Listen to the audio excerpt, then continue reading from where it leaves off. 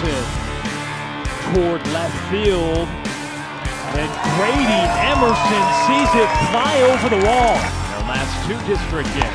Swing and a miss. Smeds goes upstairs for the strikeout. They're all 2 strikeouts. And Grady gets a hold of this toward right field. It continues to fly. Replay here. Carney aggressive. Didn't really get a hold of it, but it falls in a right spot. And Carney able to run into second. To the pitch. In there for strike 3. Blistering mark in district play. 5-4. Greg Smeds, big back-to-back punch-outs. Jake Parkerson. That ball's flying. He gives the Cardinals the lead. Jake Parkerson with home runs in back-to-back games.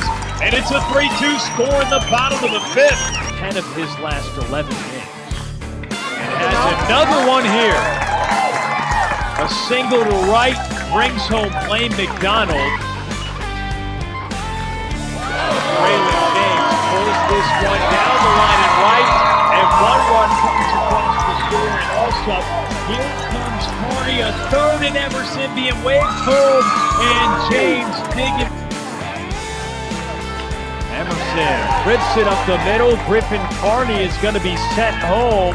And Grady Emerson indeed. That bat had the go-ahead RBI yesterday. And Emerson lifts this one towards left field. Going back on it, it continues to carry, and it's gone. 7 strikeouts. ERA above 3. And that's a hit by Carney. His second of the inning. It'll score Jacob Ward. We'll get a head start. But it's a swing and a miss. And Parkerson lifts one to right. That'll score Braylen James. And Smeds with another strikeout. It's a full count. Runners are off. Parkerson has his second hit of the night. Gets a hold of this out to left field. It continues to fly, and Jaxon Purdue, he hits a bomb, and that concludes us. Jaxon Purdue in the bottom of the 6th inning, a 2-run shot, and he comes through in a big way. He had a double on Tuesday night and hits his first home run of the year in walk-off fashion for the Cardinals.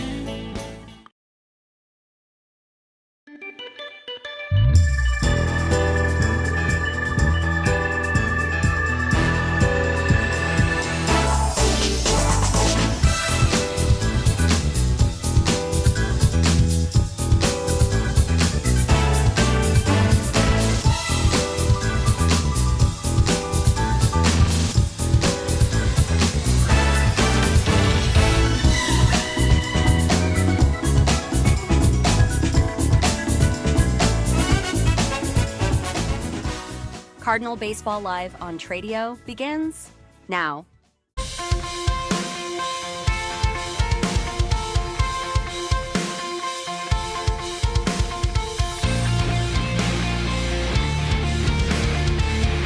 Welcome into Cardinal Baseball Live on Tradio. It's time for playoff baseball here this afternoon alongside Jeff Knipper.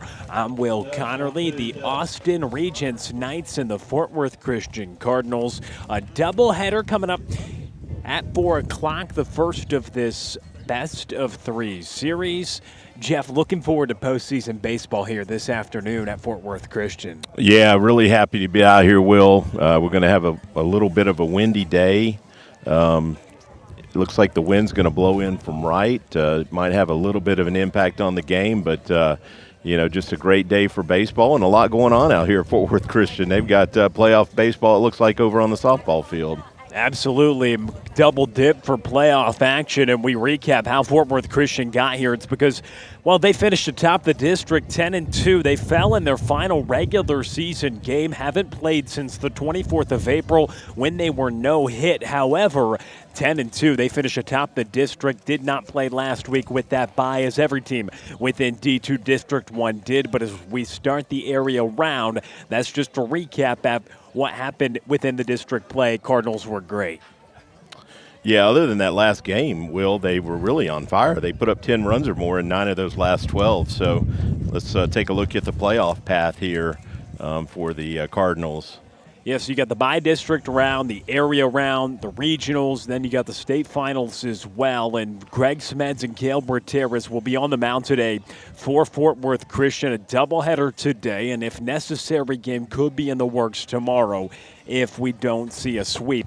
Either way, here this afternoon at Fort Worth Christian. But like you said, it'll be interesting to see how that offense comes out. You look at the numbers, both teams pretty offensive. A 338 mark for the Knights this year as a team. Fort Worth Christian 343. So it's really going to be interesting to see how the pitchers can contain both teams as we begin the playoffs today. Yeah, when you look at those offensive numbers, they look pretty even other than the run column. But keep in mind, the Regents only played about half as many games as the Cardinals, so that run total is lopsided. Of course, the Cardinals put up a lot of big numbers on the scoreboard this year. One thing that jumped out about the Regents is 76 stolen bases. The Cardinals obviously are sitting there at 134, which is incredible. But 76 stolen bases in 19 games. That's almost 4 a game, and that's well above average. But, yeah, the pitching is what's really lopsided. The Cardinals sit at that 2.61 ERA, and we've got the Knights there at a 6.88. So they're really going to need to pick it up on the mound to have a chance in this series against the Cardinals.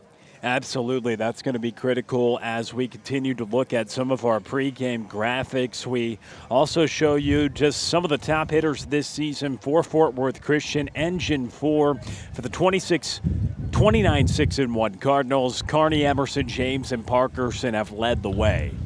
Yeah, everybody seems to know about Grady Emerson for good reason, but there's a lot of talent around him. Look no farther than Carney in the leadoff spot. That 398 average, also an OPS over 1,000, and actually one of the few stat categories that Emerson doesn't lead. Carney leads the team with 32 stolen bases.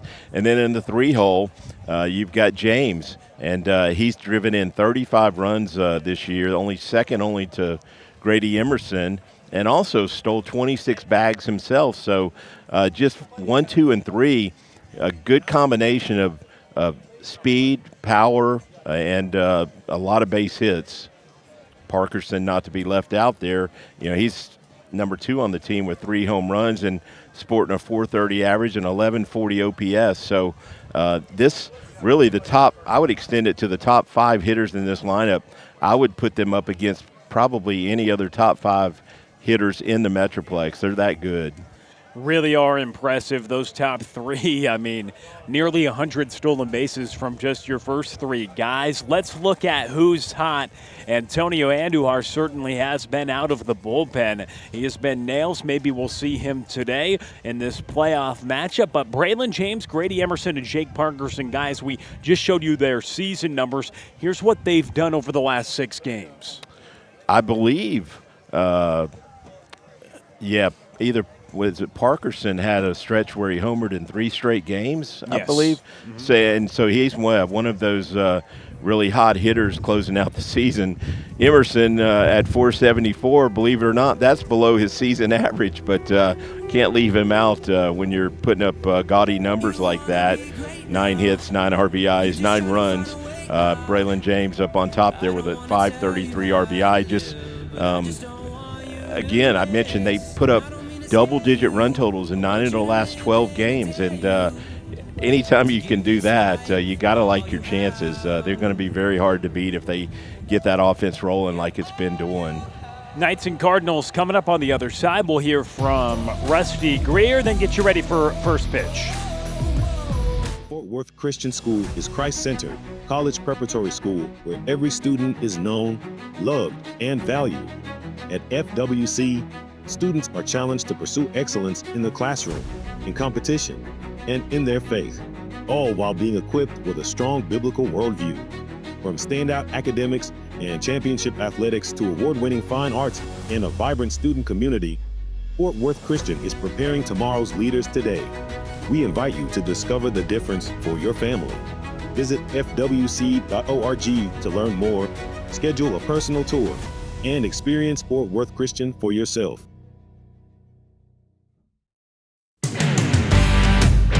Thank you so much for joining the game with us today. We hope you are enjoying this presentation of Cardinal Baseball Live on Tradio. We have a target of 20,000 channel subscribers before the end of the spring. We need your help to reach that goal. So please hit the subscribe button and the like button, and pick a friend or family member to whom you can share the game. We are happy you are watching and hope you consider becoming a member for access to different member-only content.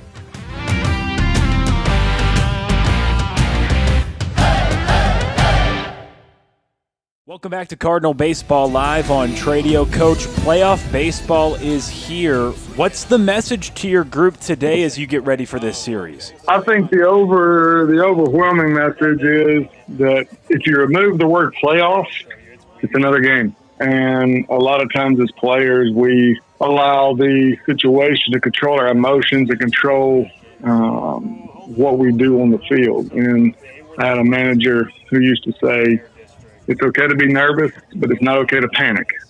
And a lot of times when our emotions get involved, we do things that we shouldn't. So I think the big message is this is game number 37. We go out and play this game just like we have the other 36, businesslike, and control your emotions, control your thoughts. And if they do that, I think we've seen over the course of time that we're a pretty good team.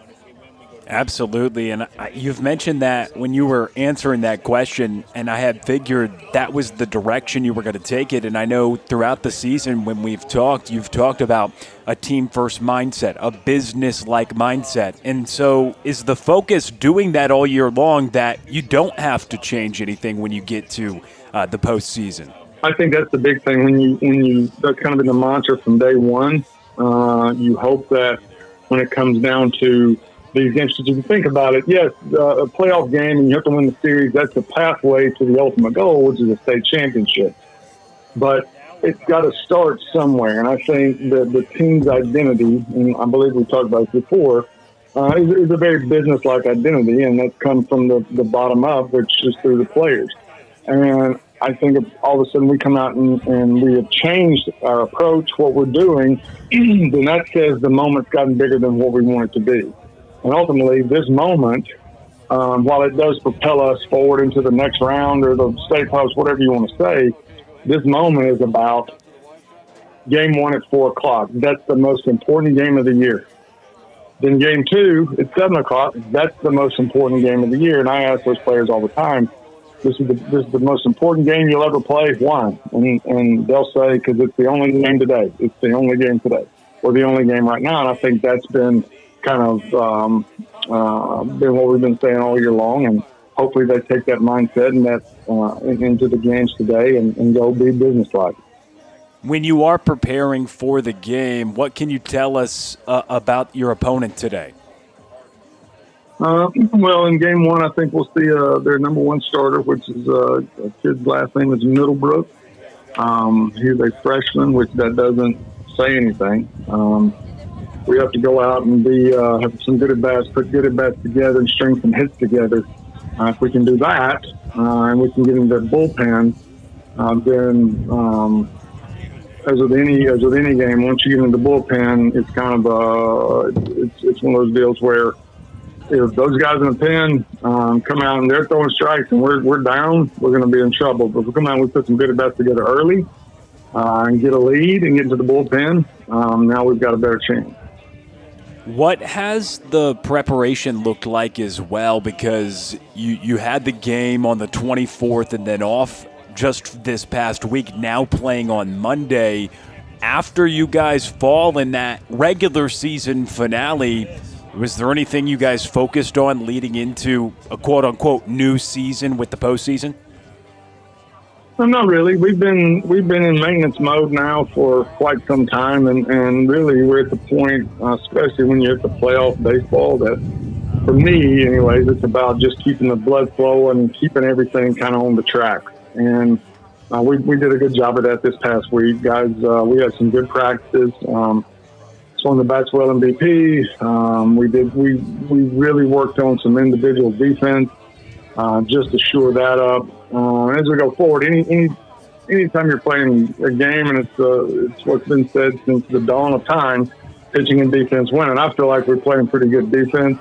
And if we can limit the number of outs that we give away, then and give our pitchers a chance to make some mistakes here and there, which pitchers are going to do. But taking those outs away are important, and we focused on that a little bit this week. And so it was a good week of practice, good week of blood, and getting the blood going, and just staying in the groove and the routine. Now, yes, we're going from Thursday, Friday to Monday, Tuesday, but that actually sets us up nicely for down the road, assuming we get past these guys tonight and tomorrow, because the other playoff round will be on a Monday, Tuesday, and the state tournament's on a Monday, Tuesday. So it actually works good when you're setting up your pitching and your bullpens during the midweek. Absolutely, Coach. And final thing for you, I know we've touched on Grady Emerson all season long and read a great article about you and helping him develop here this year and the mindset. I thought that was phenomenal on the Dallas Morning News. But I wanted to ask you, because you mentioned pitching and defense, Greg Smets, he's continued to be the ace of your staff. What can you say about what he's done in his senior season, and looking to pitch once again in the postseason? He's been here before. What do you expect to see from him? Well, I expect to see the same thing that we've seen all year long. I thought his last start, he got a little discombobulated on the mound. He wasn't quite himself early, and I thought he was worried about some things that were out of his control. And we had a conversation in the dugout during the game of what can I control? I can't control if I think it's a strike and the umpire calls it a ball. And so we really need to keep him, his mentality, his personality as Greg Smeds. And if we can do that and he settles in, he'll throw the ball well. If we let the situation get big, and we'll start applying that pressure to ourselves that I have to be perfect, which we don't, then we'll have to dig deep. From an offensive standpoint, I think the big thing is just putting some at-bats together. I think that putting good swings on the ball, and then defensively, just continue to do what we're doing defensively. And if we can put, obviously, those three parts of the game together, we got a good chance to win. If one falters, another one's going to have to step up and pick up the slack. And I think we're capable of doing that, and I think we've shown that throughout the course of the year. Absolutely, Coach. Thanks so much for your time. Best of luck tonight, and we'll talk to you soon. I thank you, Will.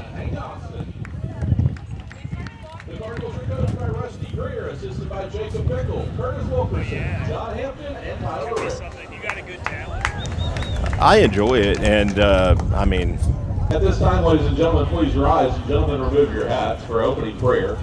And please remain standing following the conclusion of our prayer as we honor America with the playing of our national anthem. Let's pray.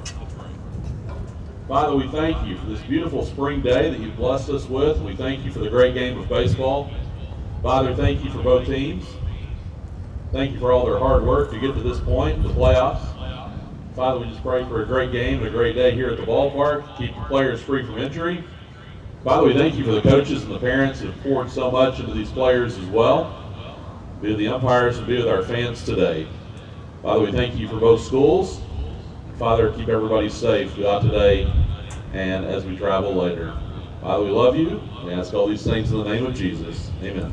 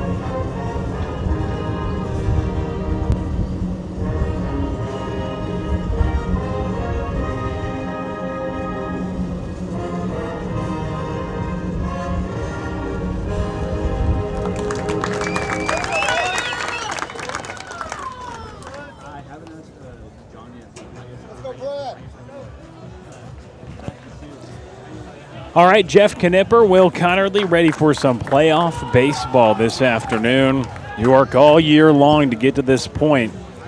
And now it's here. Playoff action. Greg Smed's about to go to the mound. The senior left-hander, he has had a great season. You just heard from Rusty Greer a few moments ago about that. We'll give you the starting lineups before we get into the lefty. Jake Parkerson at third, Grady Emerson at short, Carney at second, Ridgell at first. Purdue, James, and Casselberry in the outfield, and the battery in DH today. Greg Smeds, Hank Austin, and the DH, Jacob Ward. So let's get into that left-hander, Greg Smeds. I know you've had a chance to see him pitch a couple times this year. He has been stellar. He looks to continue that here this afternoon. Yeah, I saw his numbers for the season earlier, and that ERA is sitting at a 1.2, which is outstanding. His whip is right around there, too. So he's limiting the base runners. There we go. 50 innings of work and 42 Ks, so not far off a strikeout of inning. So he's certainly been dominant at times this year, and I believe Coach Greer, talked about Smeds in the interview that you did with him, and he expects good things from Greg. Interestingly, Coach Greer kind of downplayed the fact that this is playoff game number 1. He said, we're looking at it as game number 37 in the season. And, let's just do what we've done in the first 36 games that have mostly gone the Cardinals' way. That was something that stood out, too, because I think right off the bat, it's, hey, Coach, playoff time. Just another game. And he has said that even, I think, when they got into district play, mentioned that, hey, Coach, starting up district play, and he has continued to keep that same messaging, win or lose or draw. It's been about the biggest thing that I have taken from having conversations with him throughout the year is he wants them to be business-like. He wants them to be business-like and go about their business, and today, no different, as they have that assignment here against the Regents School of Austin, the Knights and the Cardinals, getting ready to start playoff baseball this afternoon from Keck Horton Field.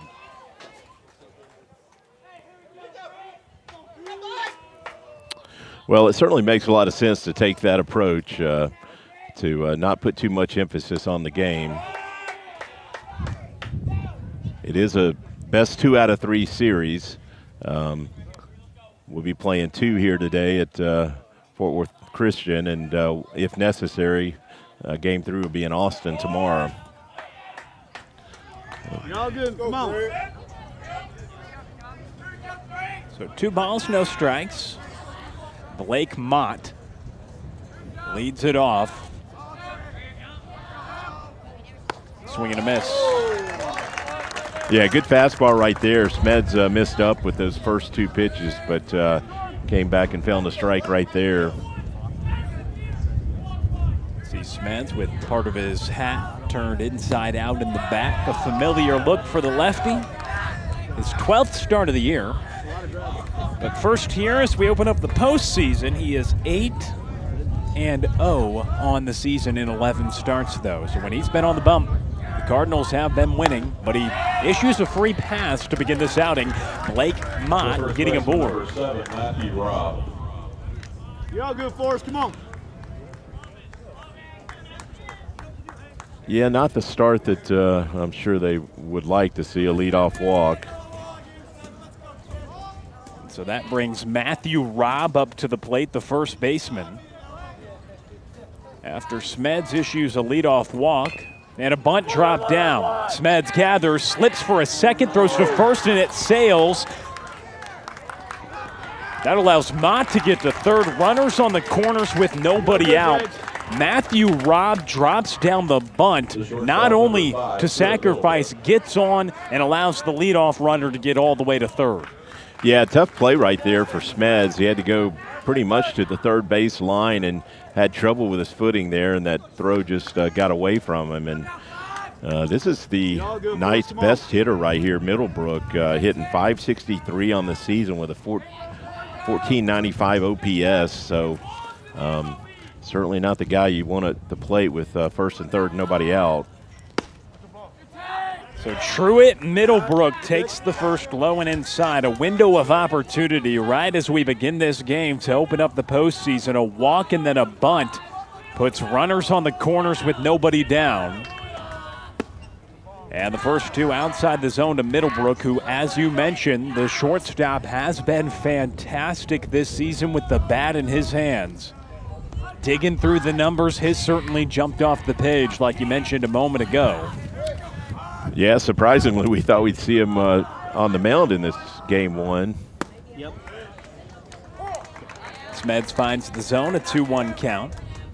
I believe we heard he is a freshman, and certainly doesn't look like a freshman. Fairly decent-sized kid. So a .563 batting average, and he hits with a friendly 2-1 count. Smeds checks back. His OBP, too, was off the charts, and Smeds called for the balk, so that allows one run to come home. And just like that, the Knights take a 1-0 lead in this playoff opener. With runners on the corners and nobody out, Greg Smeds balks, and that allows a run to come home in Blake Mott. Matthew Robb gets to second. And here's the pitching coach, John Hampton, who will try to settle the left-hander down. Not the start the Cardinals wanted. Yeah, right now you just need to limit the damage. If you can keep them to just one run, nobody's really hurt yet. We know the Cardinals can put up a lot of runs themselves, so just try and limit the damage and avoid an even bigger inning right here.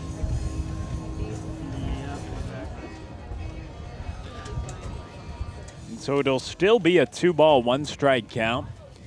Did you see the balk there? What had happened? I mean, runners on the corners.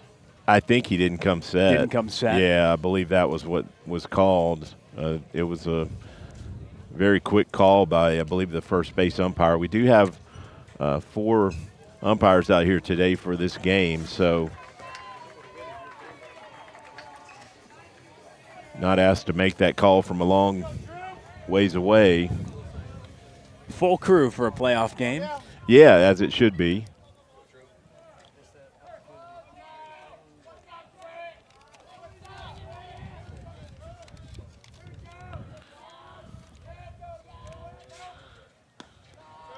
Three balls and a strike now to Truett Middlebrook.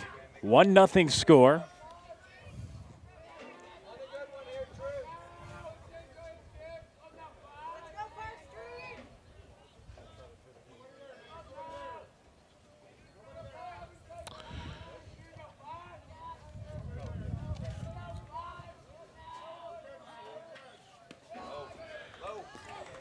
Full count. Close pitch. Yeah, the visitors didn't like that call, but we got a full count. And surprisingly, it looked like an off-speed pitch there, maybe just trying to find something that Smeds feels comfortable with. Same pitch, and that one missed down right there to walk Middlebrook. So the second walk issued here in the first inning for Greg Smeds. There's a look at the balk. So he came set, but it did look like he was going home, and then as he was trying to go home, tried to pick. But once you get to a point, you have to go to the plate when you cross over that back leg. Yeah, that was a good replay there. I was off target with my explanation. Hey, we got the video. So, and we've also got Hayes Contanine at the plate with runners on first and second and nobody down. Yeah, he looks like he's already played a ball game. Those pants out there, he's been doing some sliding in the clay. Right, no dirt here, but it certainly appears. Yeah. He already got the pants dirty for the first of this doubleheader in playoff action. And a 1-2 pitch upcoming. Smeds unable to find the zone there. 2-2 count now. Yeah, Austin did a good job framing that pitch, but Carney would tell you it was inside. He certainly backed off it like it was inside. Going to work him away right here. Swing and a miss. Greg Smeds with a big punch out, the first out here in the top of the first inning. Good fastball right there to challenge him, and that's what he's got to do. I mean, just trust his stuff and go at him. I'm sure he came out a little nervy in that first two hitters. So Max Molechek fouls the first one away.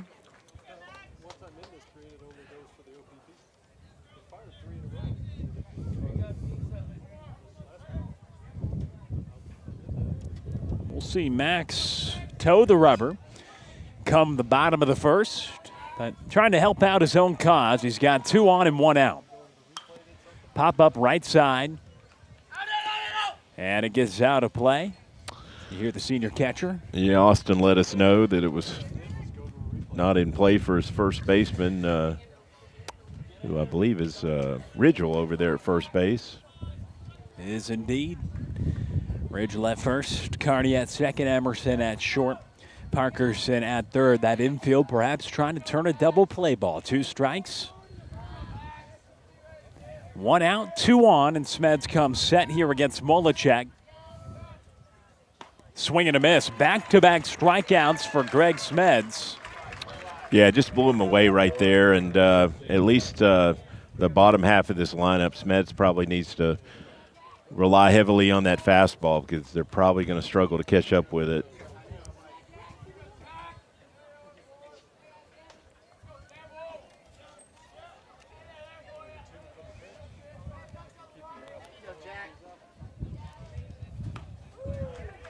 Another good fastball right there to get ahead.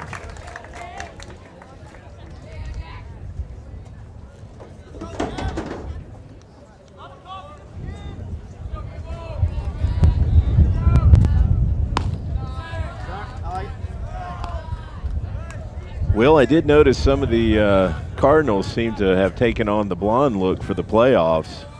Yes. Smeds, I don't think is normally a blonde, is he? He is not.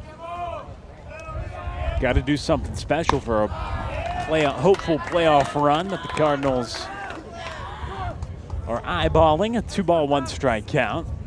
But 1 run across. It was a leadoff walk that came around to score on a balk, followed by an error and another walk. But since back-to-back strikeouts, and that ball is going to be a tough out to play. right field. Casselberry, a diving grab. It was indeed a tough play, but Casselberry makes it. He was playing really shallow or he never gets there. That's an outstanding play to bail out Smeds. Here's another look. Jaxon Casselberry sliding by the right field line. However, it's a 1-0 lead for the Knights as we go to the bottom of the first.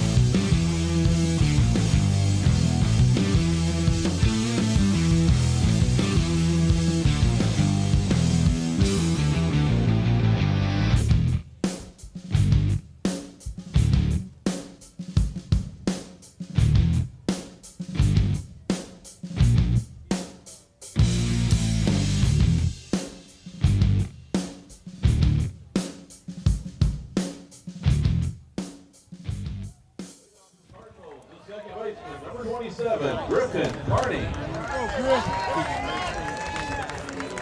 Did you see that? So 6 come to the plate in the top of the first inning. 1 comes across to score a leadoff walk, coming home on a balk. But Jaxon Casselberry with a nice play to end the threat. And now the Cardinals bat for the first time here in the postseason. And Griffin Carney, the stellar senior second baseman and table center for Rusty Greer's order, watches the first for ball 1. Will, when I looked at Carney's stat line, one thing jumped out at me. Well, several things did, but he's been hit by a pitch 11 times this year. Certainly not afraid to take one for the team. And gets on base as good as any. And that's what you want out of a leadoff man, especially for a guy north of 30 stolen bases. That is dropped in for a strike. Pitcher today, Max Molechek, here in game 1 for the Knights, finds his first strike. But yeah, a lot of HBPs, and he had an on-base streak of 34 consecutive games that was snapped. Last time out for the Cardinals, they were no hit last time they played, the final game of the regular season. Bit of a surprise for a team that came into that game with 1,000 team OPS, but we'll see how they can respond today. Yeah, that was shocking to me when I saw that box score. Reached out to you and was wondering who was the opposing pitcher that no-hit them. That's certainly a feather in the cap to no-hit the Cardinals, especially in a lineup that features this guy, Grady Emerson. What else can we say about the top high school baseball player in America? He has been phenomenal. He's expected to go very early in the upcoming MLB draft, but hoping to help the Cardinals go on a deep run in the playoffs. And he comes up with his .524 batting average, 50 ribbies, 55 runs scored, and Griffin Carney, the speedy man, at first base after the walk. Oh. Emerson gets plunked on the first that he sees right in the back. Yeah, that hurts. Right in the small of the back. You're all right, G. So he won't have a chance to hit. And come playoff time, I mean, that one just gets away, right, from Molechek. But all year long, I mean, Grady was intentionally walked multiple times. It was going to be interesting to see if the Cardinals weren't able to generate base runners ahead of him, how much was he going to get pitched to? I mean, that was a story coming into the playoffs, and right there he didn't have a chance to hit, gets plunked. But 2 on now for a great run producer in Braylen James. Sir. Yeah, I noticed Emerson had 34 walks coming into this game, so almost 1 walk a game. James is another guy that makes him throw strikes. He's walked 24 times on the year. And that scoots away to the backstop. Runners advance to second and third. So a friendly 2-0 count for Braylen James with runners, 2 of them, in scoring position here. You know, I was a little surprised that they weren't running on the first pitch, but my best guess is let Grady catch his breath over there after getting plunked.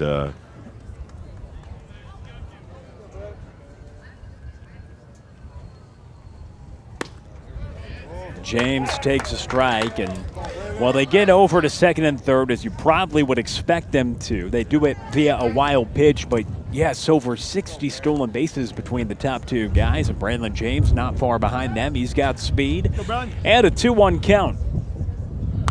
And a foul ball, 2-2 now. Yeah, I do expect the Cardinals to challenge this catcher just from what I've seen him throwing so far. It's going to be tough for him to throw out the at least the better base runners for the Cardinals if they are running. That's Carlisle Spicer behind the plate for the Knights as Molechek comes set, kicks and deals. It's up and out. Now a full count to Braylen James. James was featured on our Who's Hot list coming into this one. He's hitting .330.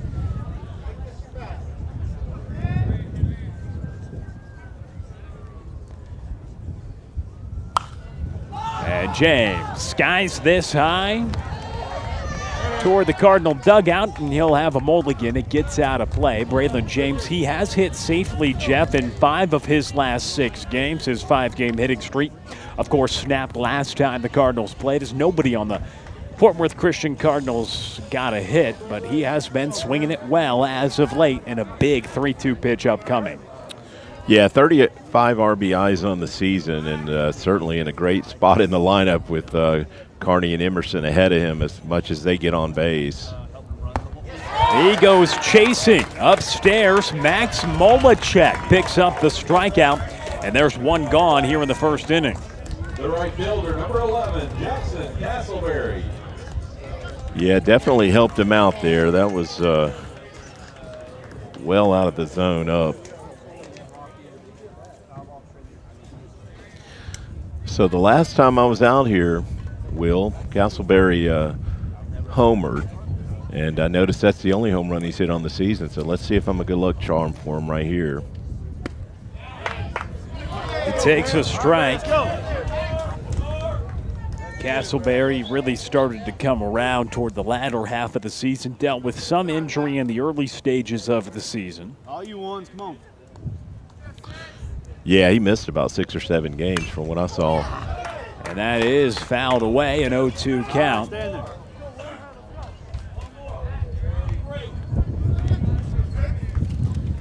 He's had a hit in 6 of his last 7 games.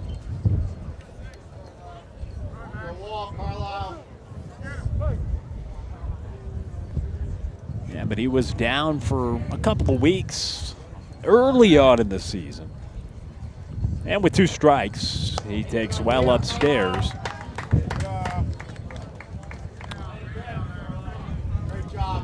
Yeah, I'm a little surprised how shallow that left fielder is playing, because Casselberry has a lot of power to left. Molachek getting the signs to the right-hander for the Knights. 22 innings on the year coming in. And the 1-2. Casselberry watches. So 2 balls and 2 strikes. The fans that made the trek up from Austin not enjoying that call. The Cardinal faithful, though, other story. Good crowd on hand for this playoff opener. That curveball from Molachek really just creeps in there. You have to stay back and don't give up on it. That's a little dribbler to third. That'll bring home the Cardinals' first run. Casselberry, a 5-3 ground ball, but it scores Griffin Carney, and we're now tied at 1. The third baseman, number 7, Jake Parkerson.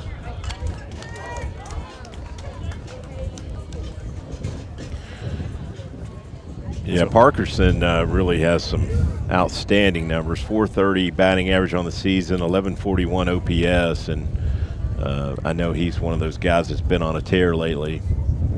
He really picked it up toward the end of district play. Started to see that power. Had back-to-back games with bombs, 3 on the year. And there is that very slow off-speed pitch from Max Molachek. Jeff, 22 innings. He has 22 walks and 22 strikeouts coming in to today's affair. He went 4 1/3 last time out and allowed 7. As that's a little ground ball, foul right side. Yeah, like I mentioned, the velocity on that breaking pitch is really down, and that's Parkerson was way out in front of that. Just caught it off the end of the bat. Going to have to really stay back, and maybe not with 2 strikes so much, but early in the count, maybe look for that curveball. He came in with a 10.5 ERA, a whip of 295. Throws strikes about 60% of the time, but has walked 1 per inning and definitely changes the pace with the breaking ball. Did have a season-high 6 strikeouts at his last outing. Emerson is off. Parkerson watches, though, for strike 3. Oh, I don't know. Oh, they call interference. What? No, just strike 3. My so bad. Inning is Okay. over. But we're tied after 1. Here in the playoff opener, it's Cardinal Baseball Live on Tradio.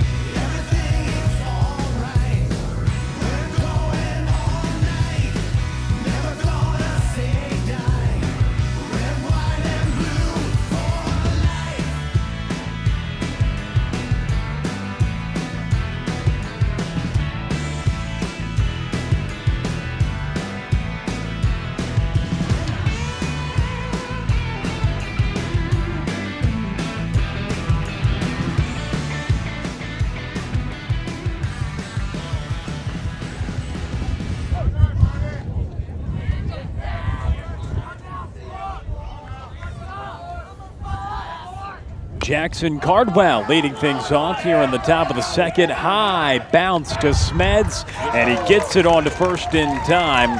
One gone, one pitch, one out here in the top of the second as Cardwell goes right back to Smeds. Good to see the lefty handle his position after making an error on a bunt in the first. That's a high bouncer back to the lefty.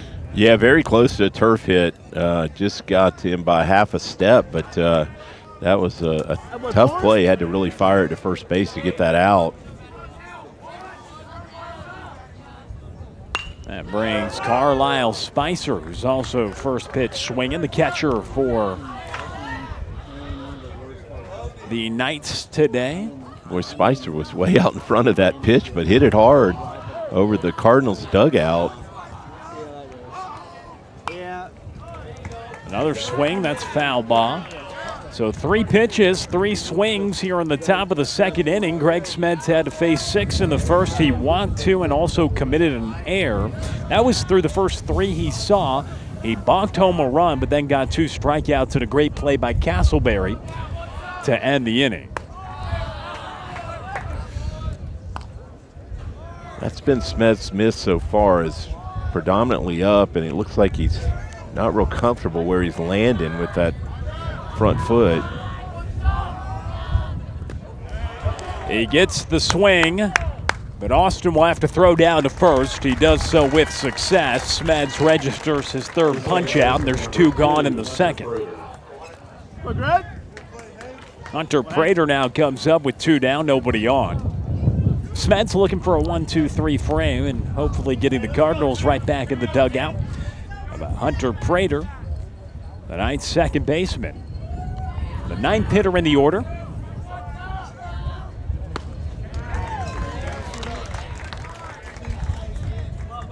I think the Knights might be washing their own unis, because this is another guy that looks like he's the pants have got clay still on them. Washing their own unis. So you mean not washing them? Yeah, yeah.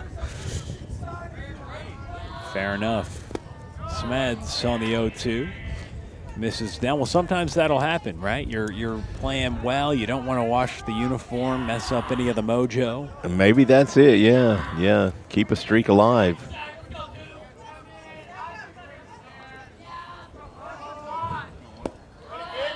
Low and inside.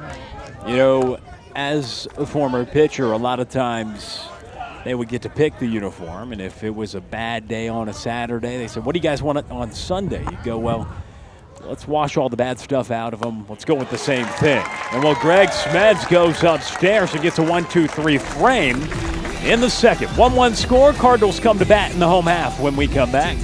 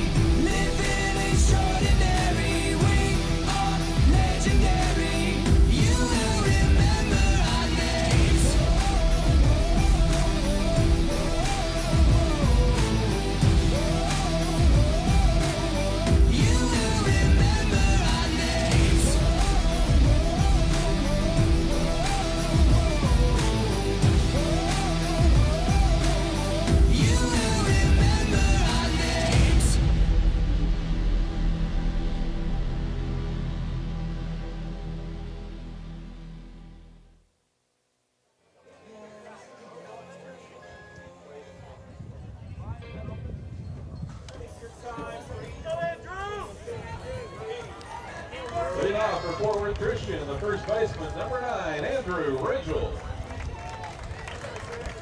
Andrew Ridgell leads us off as we begin the bottom of the second inning. tied at 1. And first pitch misses outside. Speaking of good hitters for the Cardinals, well, Andrew Ridgell certainly has been one of them. He got moved up to that 6th spot in the order midway through the year, and that was a big inflection point in this season for the Cardinals offense to progress. You see that slow breaking ball go in for a strike, a 1-1 count to the Cardinals' first baseman. Yeah, Ridgell's at 425 on the season with a 1090 OPS, so he's been very productive. Not surprised that they moved him up in the order to maybe get him an extra at bat or two as you roll the order over. Just thinking about the pitching decision, you know, we expected Middlebrook to be on the mound for the Knights, but maybe Coach Schneider was thinking, hey, we'll bring our guy with less velocity here in game 1, and if Middlebrook comes back in game 2, he looks like a guy that that's going to have more velocity, so maybe he's hoping that that change of speed will work in their favor. And at least so far, none of the Cardinals have had really good swings off Molechek. And there is Truett Middlebrook, who makes the grab. 3-1 count. Ridgell got way under it for the first out, and that is interesting because when you look at the stats, Truett Middlebrook, the shortstop who just made the grab, definitely their best pitcher. 33 innings, a 3.15 ERA. That's about half of what the team ERA is, which is north of 6 for the Knights on the season. And then you had their third baseman as well, Blake Mott. He was second on the team in innings with 29 and an ERA just over 7. Molechek, the starter today, he third on the team in innings. So it was kind of interesting to see the way that the Knights wanted to play it in terms of how they're going to navigate it. But it is always an interesting conversation because you know you have to win 2 of 3 to advance any way you slice it. So would have been a different story, you'd imagine, if it was a one-game shot. Yeah, I'm trying to make sense of it, and that's the best I can come up with. And that slow curveball has really baffled the Cardinals so far. So Jaxon Purdue at the plate. Jacob Ward waiting on deck with 1 out and a 2-1 count here to Purdue. There's that slow breaker. 2-2 count.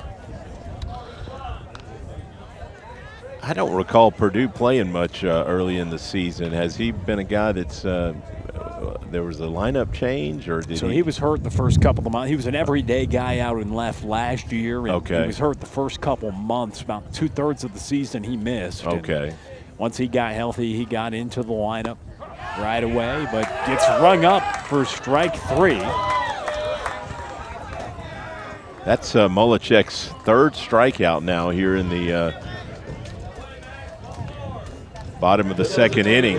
Certainly not something we would have expected. Yeah, there's a guy getting about 1 per inning and had a season best 6 his last time out.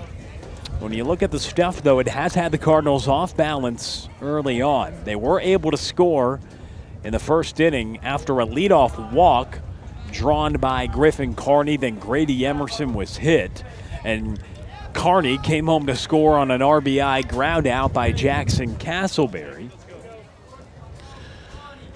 Yeah, the Cardinals are hitless so far.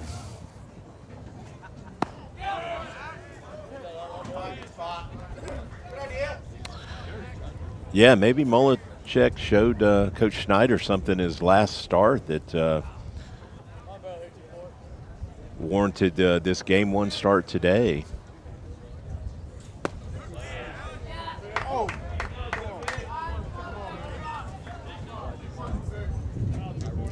So a 2-1 count. Now that last outing, he went 4 1/3, allowed 6 hits, 7 earned, 6 Ks, 4 walks and a hit by pitch, 84 pitches. It's down and out, but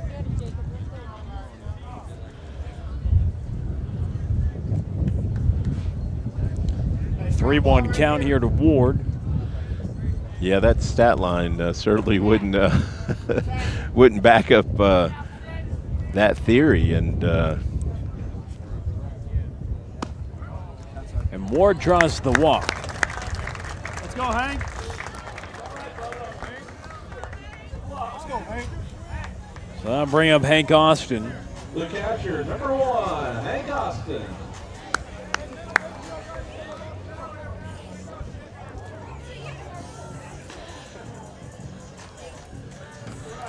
You know, the strength of the Cardinals lineups, definitely their top 5 hitters, but in these playoff series, a lot of times the bottom half of the order are the guys that unexpectedly have big roles. So we'll see if that comes to life today for the Cardinals.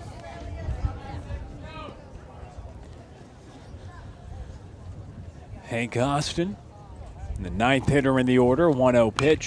He fouls it away.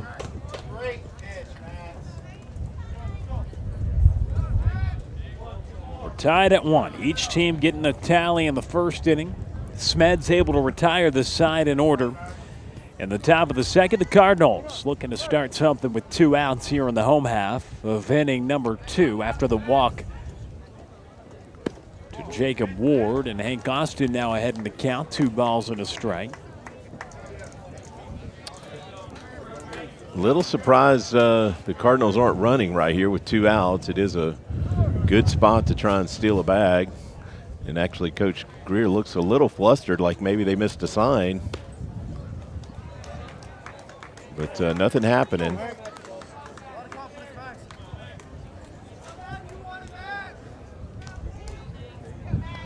May just be flustered by the Cardinal swing so far. That too. It is a team who stole 139 He bags. is running right there. So there you go. It didn't matter because it was ball 4, but runners now on first and second. We flip it back to the top of the lineup card. Here's Griffin Carney for a second time. But 139 stolen bases in just 36 games. That means they're running anytime, any count, any situation. They've shown that all year, really 1 through 9, with a bulk of that speed toward the top of the order. And here it is in Griffin Carney. Yeah, you mentioned earlier, between Carney, Emerson, and Casselberry, those 3 guys alone have almost 100 stolen bases. I know Carney's sitting at 32, Emerson at 31, and I believe Casselberry is at 27. So, or Braylen, right? Braylen James too. I may have that twisted. No, Casselberry 27, Yeah. James 26. Okay. So you got the first 4 accounting for well over 100, right? Correct. Yeah. Yeah, don't forget about Casselberry, 27. Right, Your and cleanup that's spot. in- We were talking about the top 3, top 4. That's Yeah. in only 31 games, I believe. Yeah, missing a handful. So he definitely has speed. He showed it on that diving catch to end the first inning if you're just joining us. And well, there's going to be a mound visit now. So after the first 2 were retired in the inning, back-to-back walks followed up with a 2-0 count to Griffin Carney warrants a visit to the mound here in the bottom of the second. Opportunity here for the Cardinals with 2 outs. See Rusty Greer in the shot for a moment, and now a visit out to the hill, and Griffin Carney trying to come through. 43 hits on the year, just shy of 400 for his batting average.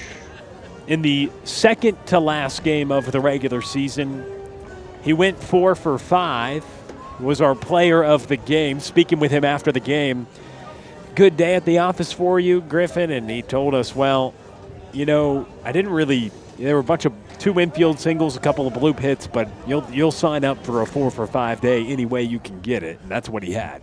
Yeah, I saw that interview you did, and what I noticed also is I believe Emerson had 3 hits that night, so they had 7 hits in the 1-2 spots. Carney's always been really, really strong at just having a feel for the strike zone, and we'll see how that progresses now the second time through the order here with Max Moldichak. Misfires after the mound visit, now a 3-0 pitch. And it hits Griffin Carney, second batter that Molechek plunks today. And here we go. Bases juiced for Grady Emerson and nowhere to put him. He was hit last time up. Yeah, now 12 hit by pitches for Carney. That's about one every 3 games. Let's go, G. If you were to translate to a major league season, that'd be over 50 hit by pitches. So here's Grady Emerson, who was hit last time up. .524 batting average. He is hitting well north of 600 this season with runners in scoring position. He's got the bases loaded right now. Yeah, certainly not the guy you want up there with the bases loaded if you're a Knights fan. The first one down and out. He's a .608 batting average with RISP, runners in scoring position. Nowhere to put Grady. Bases full of Cardinals and a 1-0 count. And the first 2 outside the zone.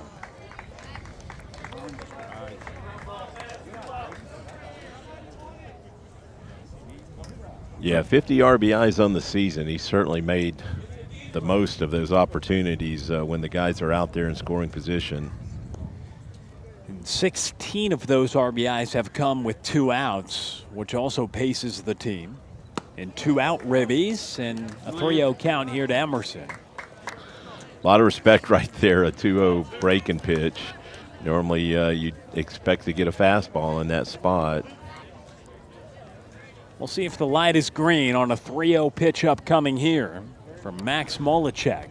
We saw him get the green light early season 3-0. He got it. He fouls it away. The light has been pretty green all year long in terms of anything you want to determine as aggressive. Those rules don't apply for Rusty Greer's team. I mean, in terms of don't swing 3-0, don't make the first or third out at third. It does not apply by those rules. And we'll see now 3-1. Emerson watches outside. He'll take a walk, have an RBI at that. The Cardinals take a 2-1 lead.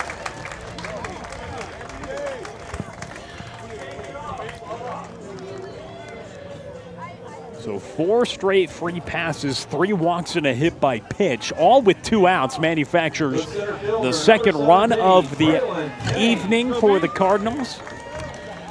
Yeah, I remember early season, one of your interviews with Coach Greer, he talked about how he always wants to put pressure on the other team, whether that be running the bases, swinging the bats, and he certainly has maintained that philosophy. And now Braylen James with an opportunity. First misses outside the zone. It all started with Jacob Ward drawing a walk with 2 outs. I just noticed he's always coaching. He's over there coaching the runner at third base on how he wants him coming down the line. Getting that secondary lead. He's still coaching over there. It doesn't stop, does it? No. Talking to the runner, who is Hunter Hampton. Over at third, courtesy running for the catcher. Hampton at third, Carney at second, Emerson at first. James at the plate with a 2-ball, 1-strike count. Cardinals now ahead 2-1. So Braylen James trying to help Fort Worth Christian add on to that.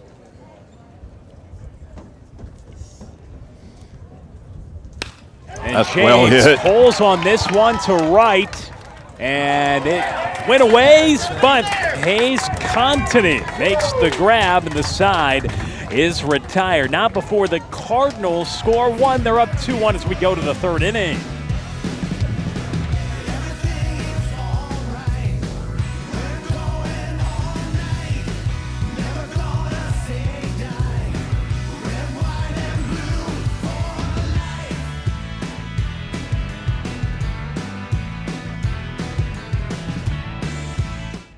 Hi, my name is Madeline Moda. I'm the 9th grade, and this is my 4th year at Fort Worth Christian. I enjoy so much about FWC, especially the community.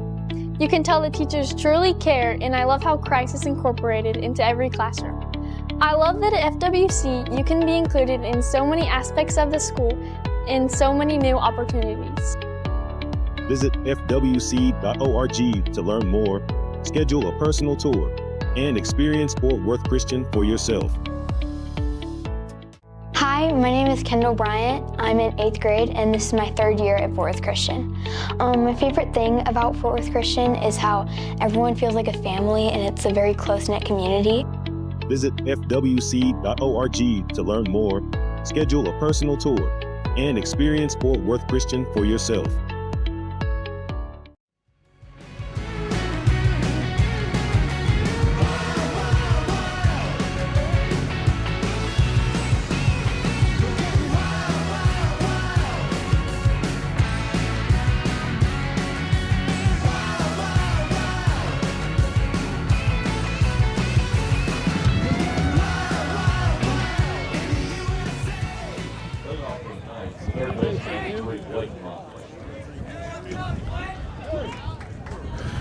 Well, Will, I'd mentioned I thought the wind could play a role today, and it definitely knocked that ball down that James hit. That right fielder for the Knights, Carney, he doesn't make that play without that wind blowing in like that.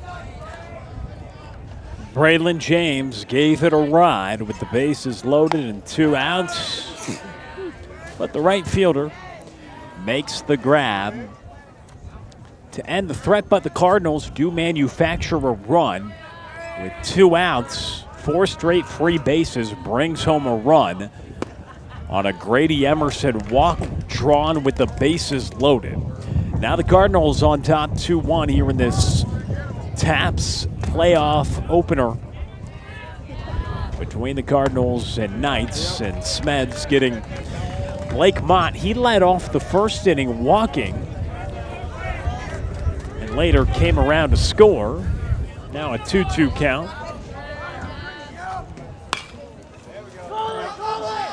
And he pops it up right side, and Andrew Ridgell makes the grab.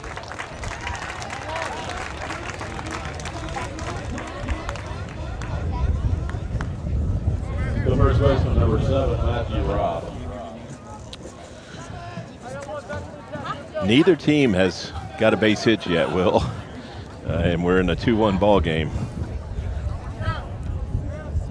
Free passes have been the name of the game. Yep. On both sides. Ground ball to Emerson. 2 down here in the third inning. Grady makes the play. The shortstop, number 5, Drew. A couple of the passes haven't been free, though. There's been bruises administered with 2 of them. Yes. 2 hit by pitches, along with 4 walks drawn for the Cardinals at the plate. And then 2 walks drawn by the Knights as well, along with an error that helped their cause, and that ball sails to the backstop, ball 1. The first 2 hitters in the order, which happen to be the first 2 hitters overall in the lineup for the Knights, as they had 1, 2, 3 scheduled to hit in the 3rd. Mott pops out to first. Robb grounds out to short. Now Truett Middlebrook hits with a 2-0 count. They were careful with the 3-hole last time up. He drew a walk and now hits with a 2-0 count. Yeah, we mentioned earlier, he definitely looks like their best hitter statistically, and hitting in the 3 spot certainly backs that up.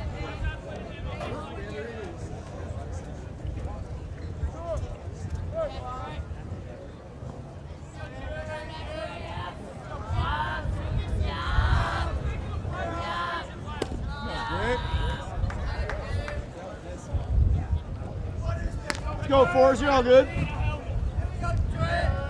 And now he hits with a 3-0 count. So last inning with the Cardinals at the plate, their first 2 were retired. But then 4 straight free passes with walks and hit by pitches allowed a run. Smeds retires the first 2, but then now he draws or issues a walk. The 3rd walk that he has issued today, 2nd time to Truett Middlebrook, and he gets aboard with 2 outs. You know, I thought Smeds had found his rhythm in that 2nd inning. He really had a good 2nd inning, but has come out here and struggling a little bit with his control again. These pitches are missing by a wide margin. It's not like he's, right on the missing the edges. He's missing by a foot or more.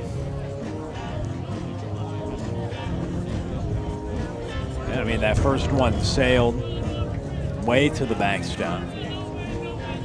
So Hank Austin goes out there, the senior catcher, to try to calm down the senior pitcher.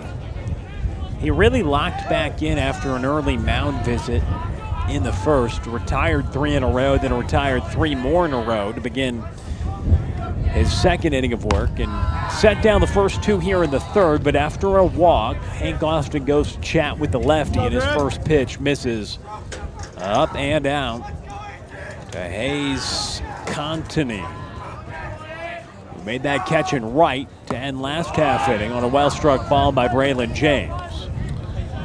I'm not sure exactly what Smeds is struggling with, but he doesn't seem to like the grip on that baseball. There's not any dirt to dust it up either. Got a turf infield here. Yeah.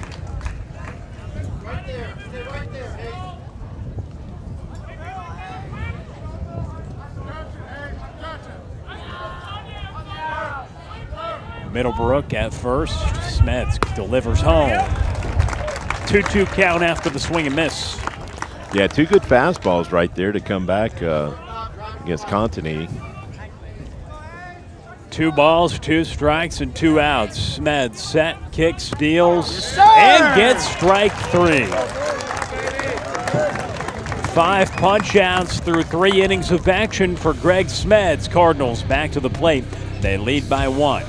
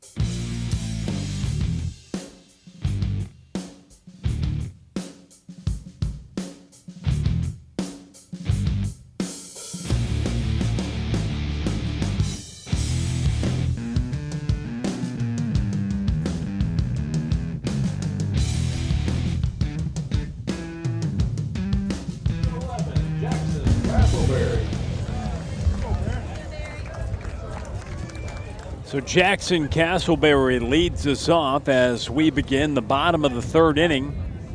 He produced the Cardinals' first run. It was a ground ball to the left side that allowed Griffin Carney to come home in the 1st inning.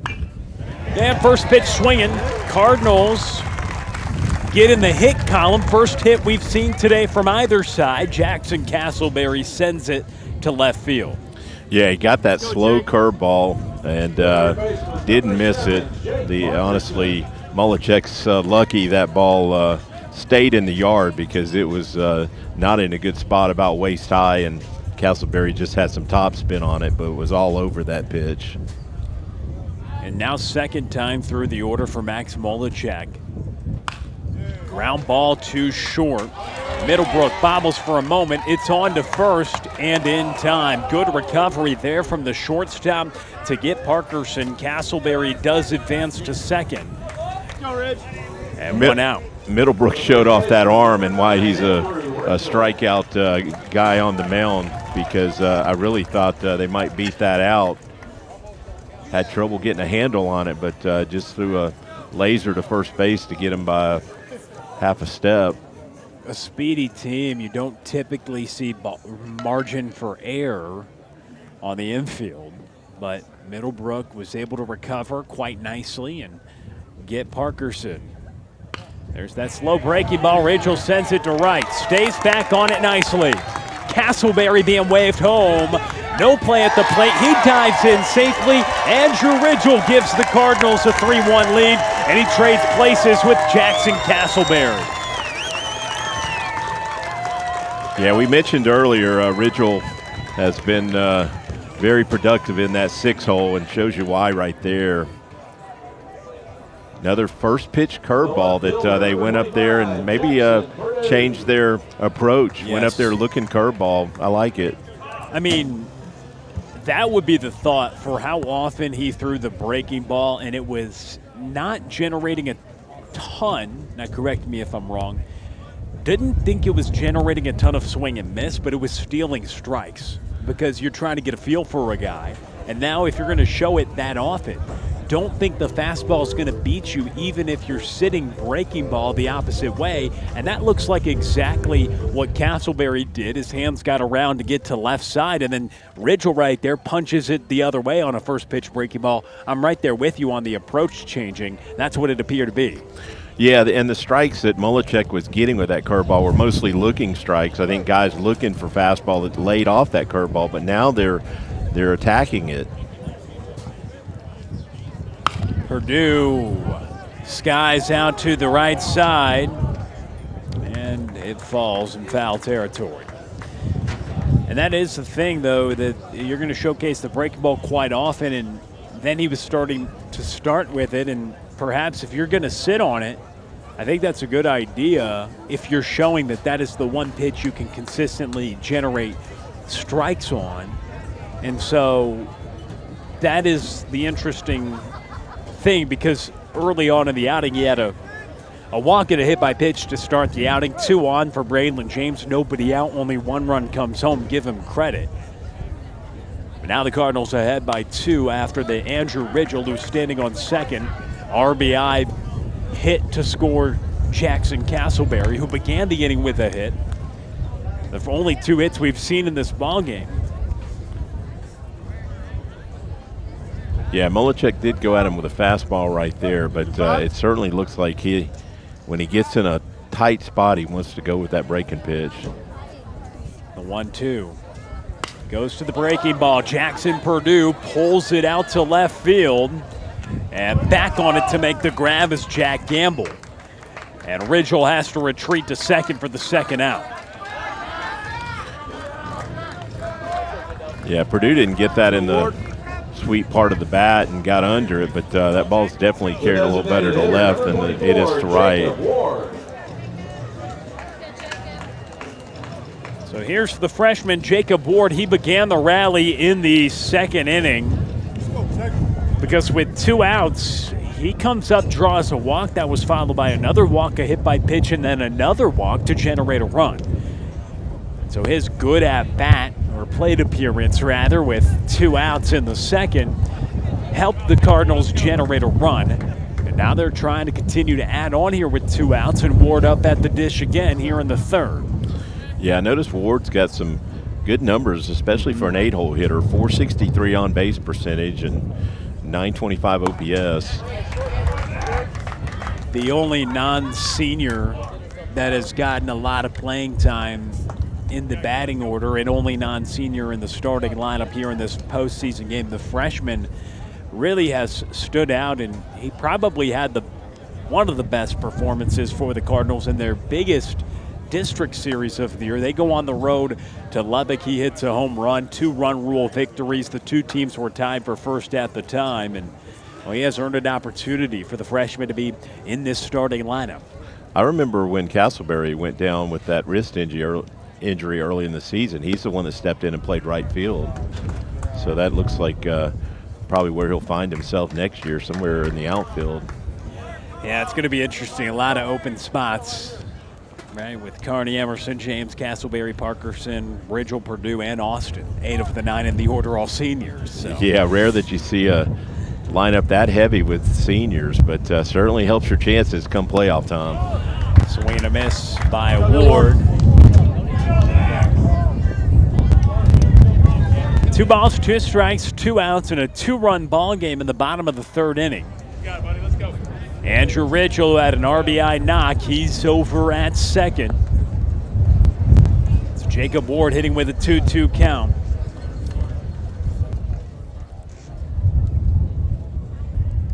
The 66th offering upcoming from the right-hander. Runner is off. Ward watches. That ball gets behind, and Ridgell will take third. Now a full count. Yeah, they've made Mullichek work for sure, and obviously he's walked, I think, four of the Cardinals, so he's certainly added to that pitch count. But that is a heavy toll here in the bottom of the 3rd inning.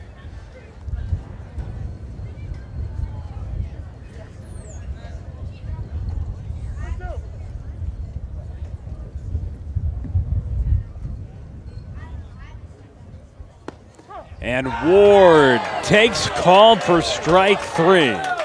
So the Cardinals had a run. Casselberry starts the inning off with a knock, comes home to score on an Andrew Ridgell base hit, and it's a 3-1 lead after 3. Cardinals on top here from Keck Horton Field.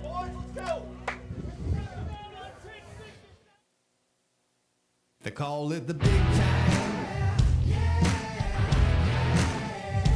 Got your name in lights. Now you're gonna shine. Got 'em in your sights.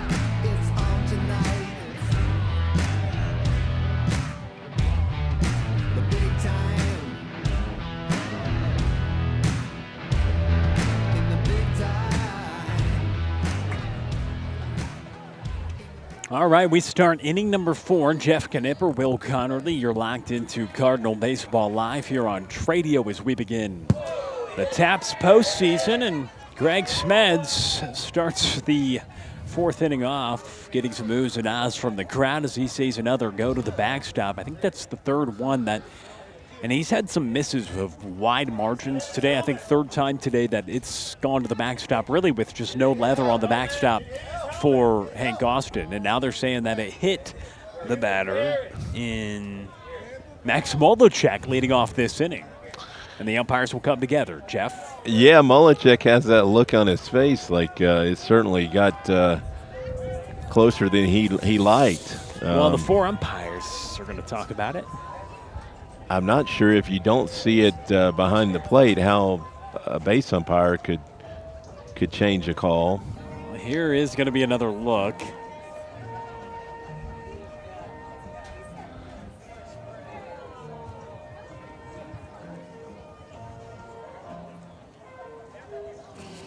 It's hard to tell. It definitely got close.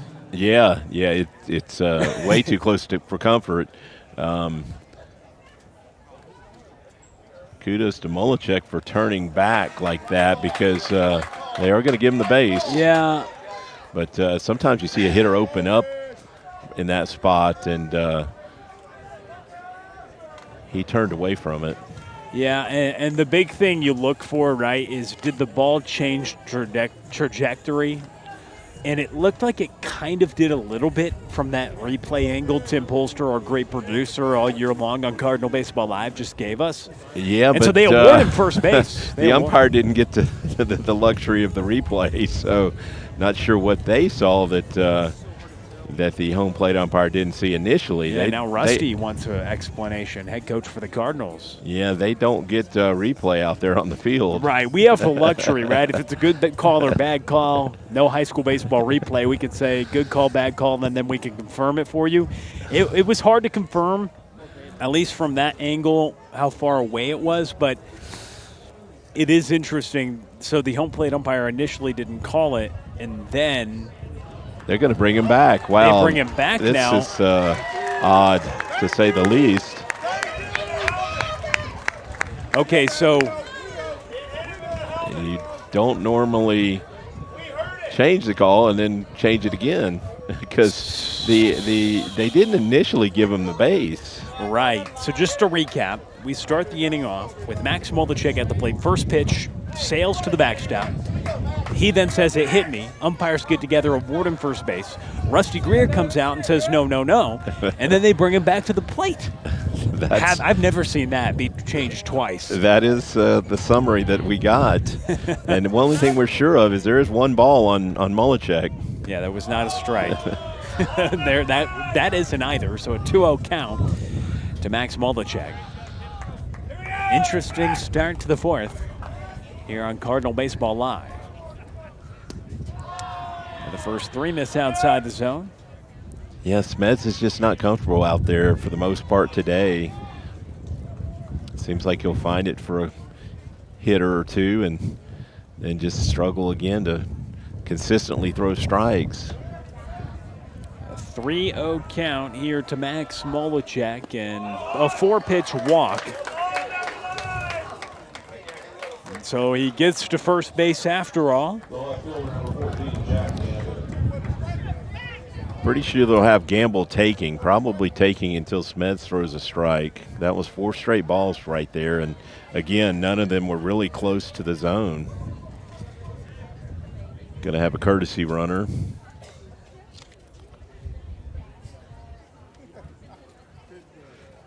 Molechek is the pitcher, and you do get a courtesy runner for your pitcher and catcher at the high school level.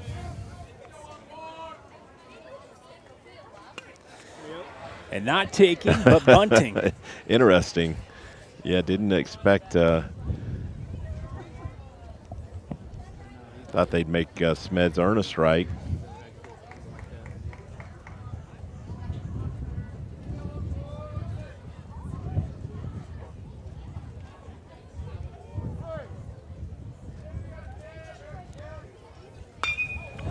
That's pulled right to Parkerson, back to first in time, and just like that, a double play.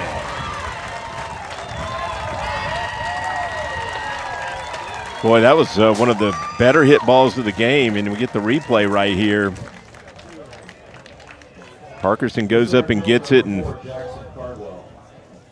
that runner at first base, I don't know if he was moving on the pitch, but certainly had no chance to get back. Jaxon Cardwell pop up right side. Jackson Casselberry has it. And despite a leadoff walk, a double play of flyout makes it a quick inning of work for Greg Smeds. We go to the bottom of the fourth. Cardinals ahead by 2.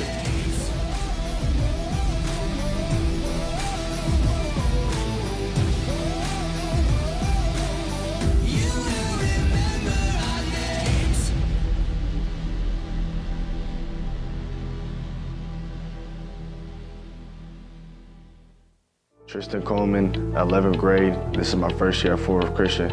I think that I really like about Forest Christian is just the community aspect of it. Once I got here, I feel like everybody just kind of like brought me in and was super kind. And I never really been in like an environment to where like everybody's just nice like that. Like it doesn't really feel like school for me. It feels like a community. Like I'm actually going there having fun and learning. Visit fwc.org to learn more, schedule a personal tour, and experience Fort Worth Christian for yourself. My name is Brooks Hill, and I've been at Fort Worth Christian for 3 years now. My favorite thing is probably getting the opportunity to represent Christ in everything that we do here, whether that's band or athletics or just in the classroom. Visit fwc.org to learn more, schedule a personal tour, and experience Fort Worth Christian for yourself.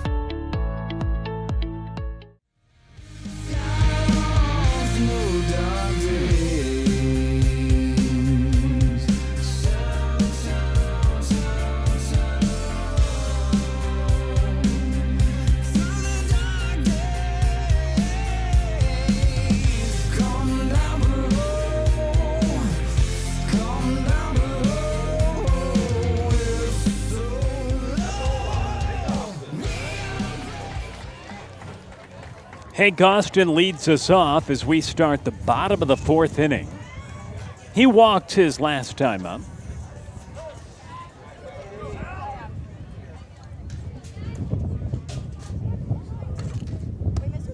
And the first pitch outside. Max Molechek beginning another inning of work. Just shy of 70 pitches so far for the right-hander.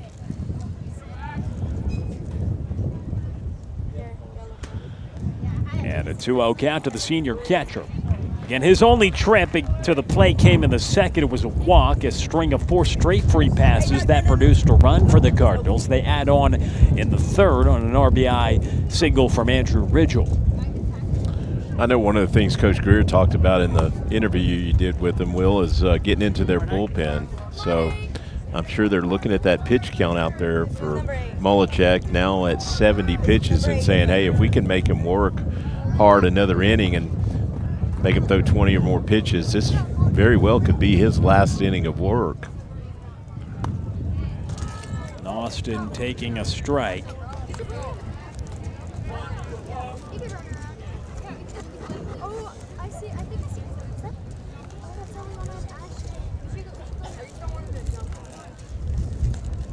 Here's that. I'm gonna go with y'all. Austin under it toward left field.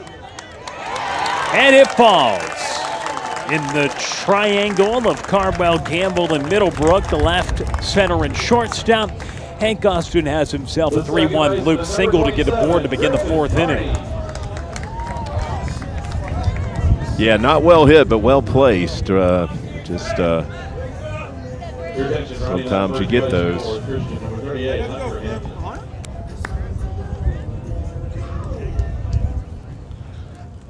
It matters more sometimes, right? The placement. Well, we saw the Knights hit one right at the third baseman Parkerson, and that turned into a double play. Yes. So, yeah, sometimes it doesn't pay off to hit it hard. They were not rewarded for probably their best struck ball of the game.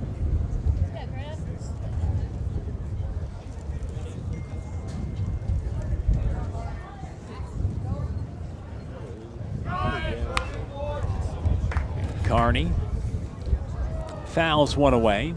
The courtesy runner is Hunter Hampton, has some speed over at first, running for the catcher, and Hank Austin. And Carney at the plate, an 0-2 count. Walked his first time, was hit in his second trip. Now batting for a third time here in the bottom of the fourth inning. And a check on Hunter Hampton.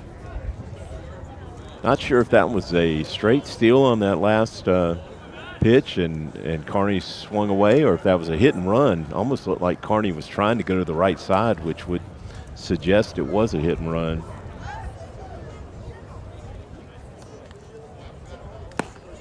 It's up and out to Carney.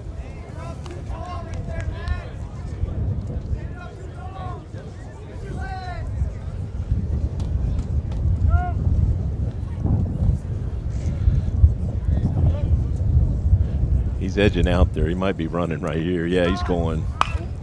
And Carney lifts this out towards center. It's hauled in by Cardwell. Hampton getting back to first in time, so Carney flies out to center. And here brings Grady Emerson to the plate with one out and one on. Number 2, Grady Emerson.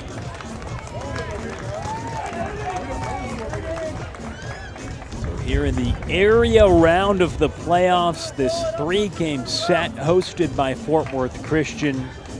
Here for the games today, an if necessary game in Austin tomorrow. Could potentially be on the docket. Winner will advance to play the winner of the Southwest Christian School and the Brook Hill School series. Could see a rematch between the Eagles and Cardinals. They split in the regular season, the one of 2 losses in district play for the Cardinals, but plenty of way to go before we get there. Emerson at the plate. You know, Austin is a fun city, but I'm sure the Cardinals would prefer to stay local tomorrow.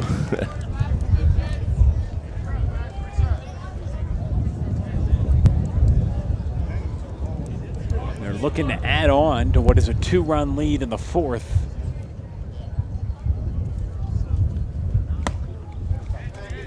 It's up and out to Emerson. 3-0 count here to Grady. He had a 3-0 count last time up and had the green light, fouled one away. Go, G. Before ultimately drawing a walk that produced a run to give the Cardinals a 2-1 lead at the time. Right there, he walks. So a hit by pitch and 2 walks today for Grady. That puts 2 on for Braylen James. Yeah, not sure if they've all been intentional, but they certainly are not challenging Grady today. And for Greg Smeds, he's throwing a no-hitter right now, but you wouldn't think it because he's allowed a run, albeit unearned because he committed the error that caused the run, but he's walked 4 in this game. Greg Smeds, 56 pitches, 4 no-hit innings so far, but doesn't feel like it's been a no-no, at least. And the way we typically see it is Braylen James takes the first for a strike with 2 on and 1 out. Yeah, the Knights have had plenty of base runners and had some chances to push more than 1 run across, but give Smeds credit. He has made some pitches when he needed to avoid allowing the Knights to put together a bigger inning.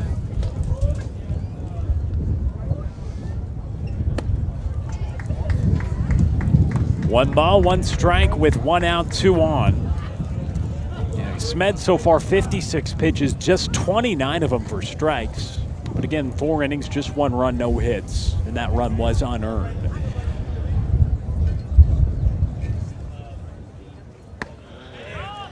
In for a strike. Yeah, Smeds' pitch count is actually fairly low for a guy that's issued that many walks, but he's gotten some quick outs. 1 and 2 pitch outs to help out, and then he got that double play to end the top of the 4th inning. James toward left field. That ball is caught and left by Jack Gamble for the 2nd out. So Braylen James, he flew out to deep right, and there he goes to deep left in his last 2 ABs, and it brings Jaxon Casselberry up. Yeah, James just reached for that pitch, and you see it almost carried to the fence out there and left. I mean, it is only 305 down the line, but definitely carrying decent to left, and Casselberry's a guy that can certainly take advantage of that.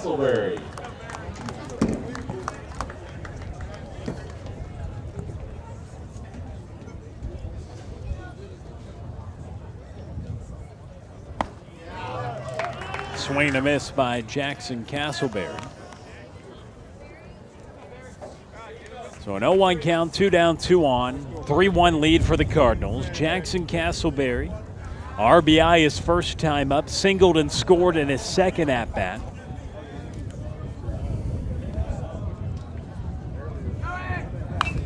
And a foul ball. A good day so far for Casselberry. Makes a diving grab to end the 1st inning. Then he has an RBI for the Cardinals' first run, and he's also scored a run, so either driving in or scoring 2 of the 3 runs today for Fort Worth Christian.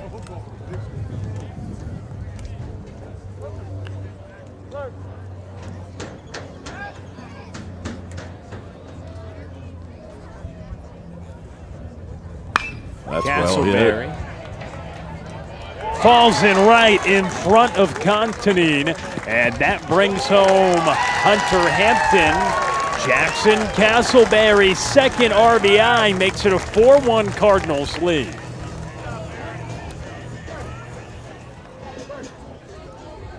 Yeah, Casselberry is certainly having a good day, and I know you mentioned earlier this year he's headed to UTA, and I'm sure they're excited about the potential he's got.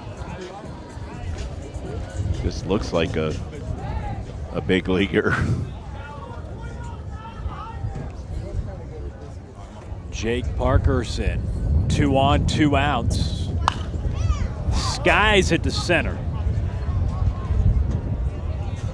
Cardwell has it, side retired. Not before Jaxon Casselberry drives in his second of the day to make it a 3-run Cardinal lead as we head to the 5th.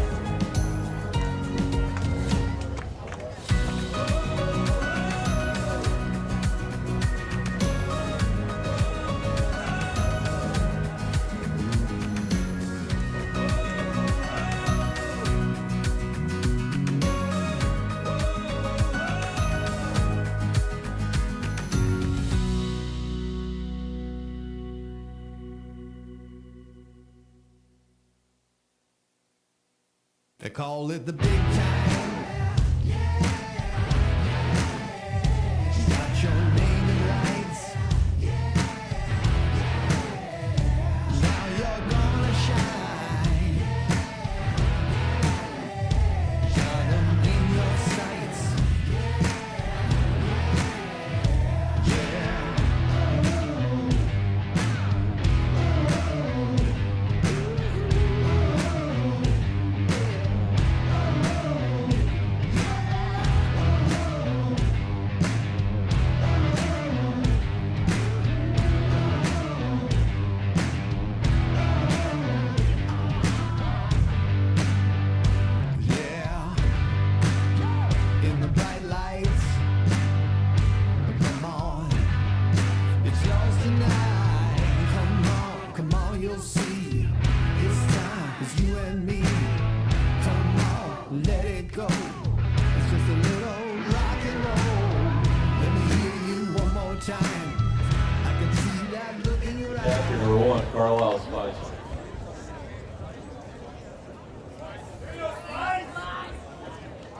We start the 5th inning. Carlisle Spicer leading us off. Knights and Cardinals here to open up TAPPS playoff action. Neither team had a game in the by-district round. This the area round, trying to advance to the regional round, which would be at a neutral site from our understanding. But you've got to win 2 of 3 to advance. Cardinals leading 4-1 right now here in Game 1. Game 2 upcoming after this. A scheduled start 7 o'clock this evening. Swing and a miss.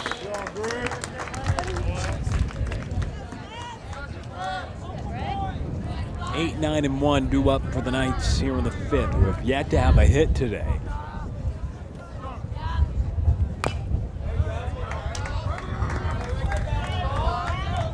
Yeah, still nothing stirring down there in the Cardinals bullpen. Sure Smeds would like to keep them seated down there for another inning or 2.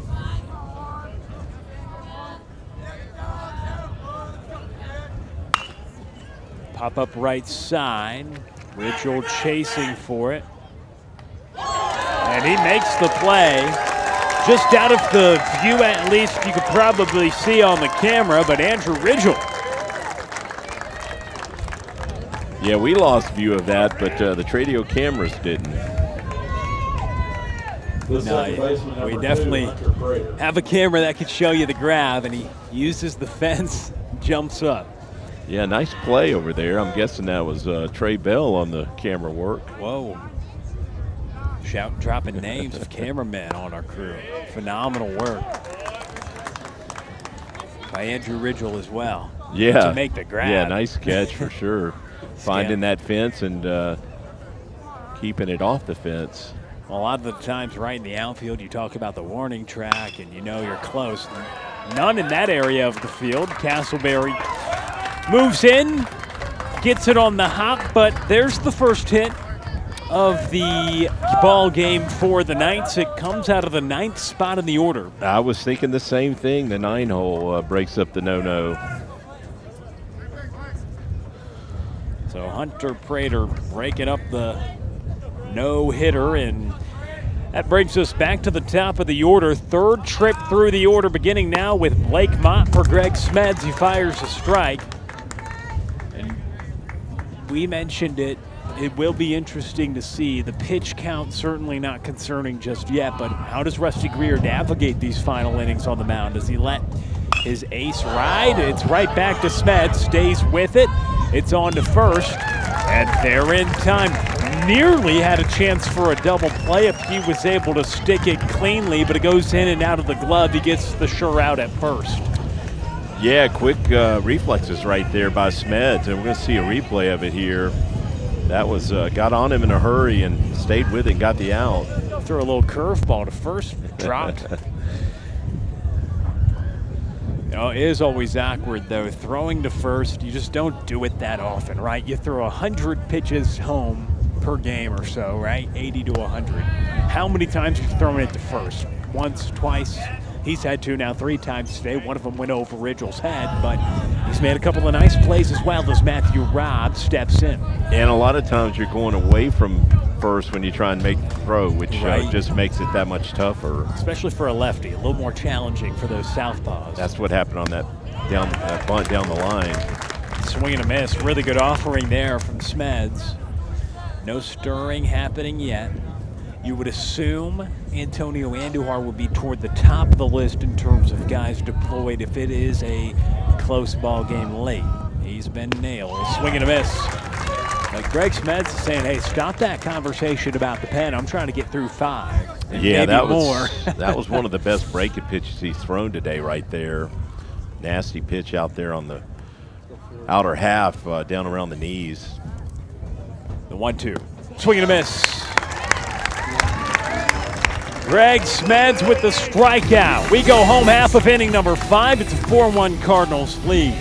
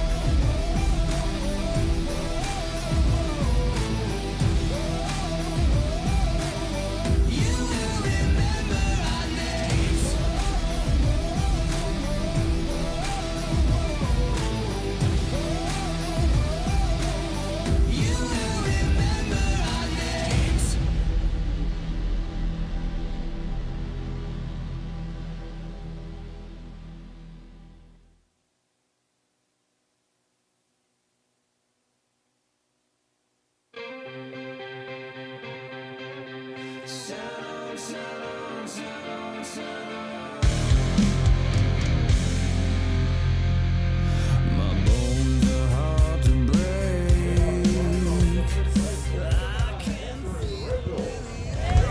4-1 score as we welcome you back to Cardinal Baseball live on Tradio. Jeff Knipper, Will Connerly, happy you're with us tonight as we begin the playoffs. 4-1 lead, and Andrew Ridgell leading us off. Pitching change as well. Blake Mott now on the mound, so the book closed for Max Molachek, who moves over to third. Ridgell greets him with a single to left to begin his outing. Yeah, Ridgell's second hit of the day right there, and when we looked at the pitching numbers for the Knights, Mott has pitched the second most innings on the season, but does not have the best numbers ERA-wise and walk-hit ratio. So I'm sure the Cardinals would like to continue that trend. Jaxon, Purdue squaring to Bunny, drops it down. Mott gathers to first in time, so Purdue's successful sacrifice to move Ridgell up 90 feet. And Mott comes in with the second most innings on the team, only to the shortstop, Truett Middlebrook, who we'd assume we would see in Game 2. We'll see. But for Mott, 29 innings of work. He's allowed 32 hits and 30 earned runs, a 7.24 ERA, a whip around 230. 31 strikeouts to 24 walks in his 29 innings of work. That's a balk, yeah. You and flinched. he balks to allow Ridgell to get to third. Second balk we've seen today. A balk was actually the reason the lone run today has been scored for the Knights. And there the balk by Mott, who comes in from third to now pitch, and Molachek moves over to the hot corner.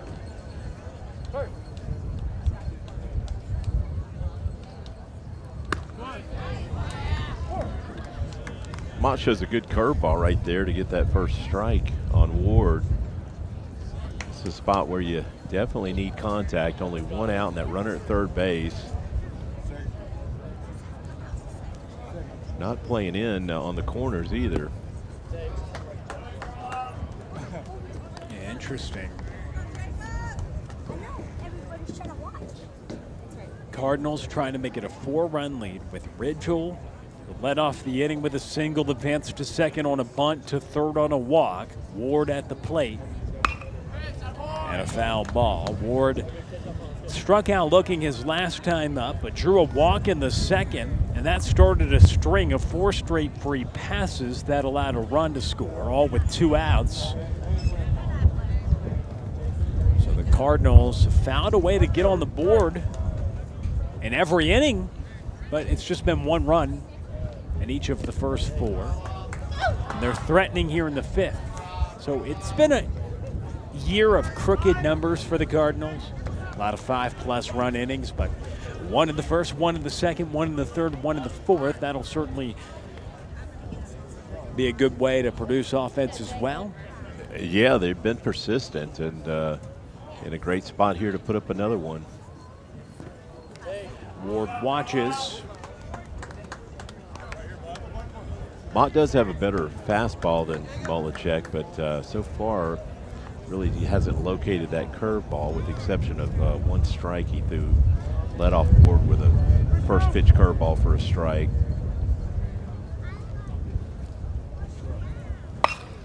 Ward, sky out to center to Cardwell, and he makes the grab. Ridgell dives in safely. 5-1 lead for the Cardinals. A sacrifice fly RBI for Jacob Ward as he got it deep enough to center, and Cardwell couldn't beat the relay home. The catcher, number 1. Yeah, just deep enough. Cardwell, his throw sailed on him a little bit, and wasn't exactly a frozen rope coming in, but gets the job done either way. So now Austin hits with 2 outs, nobody on, fouls the first away. So again, manufacturing runs. Ridgell starts it off with a single, moves to second on a sac fly, to third on a balk, and comes home, or moves to second on the sac bunt, third on a balk, and home on a sac fly. And so that's manufacturing a run, as the Cardinals have had 1 run in each of the first 5 innings of this one.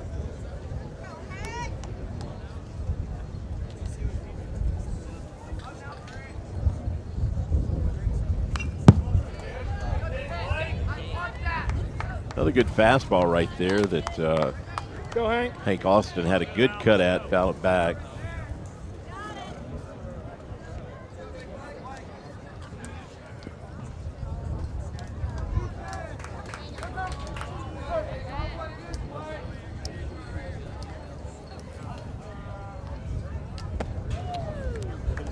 Some type of off-speed pitch right there that missed way up.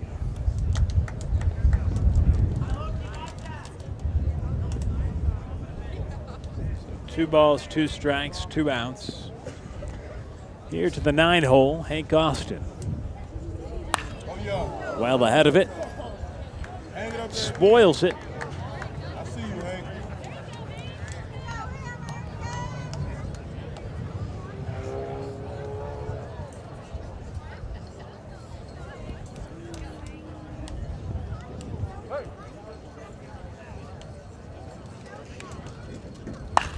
Austin gets a hold of this one, and Hank Austin hits a bomb. A 6-1 lead for the Cardinals.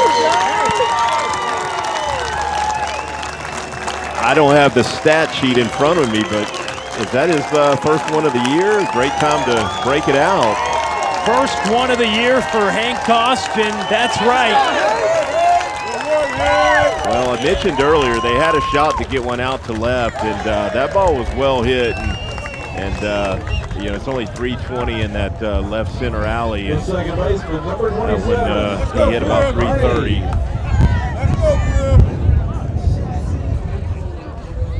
Get it up in the jet stream. It's blowing out to left. Well, it's more of a crosswind. It's just not holding that ball up like anything to right is, but well hit by Austin, and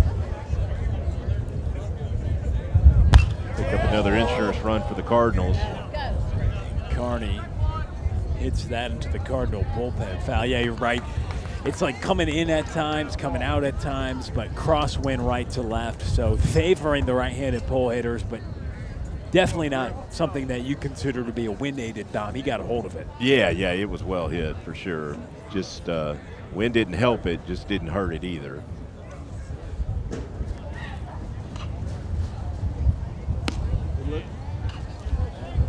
So Hank Austin hits his first home run of the year.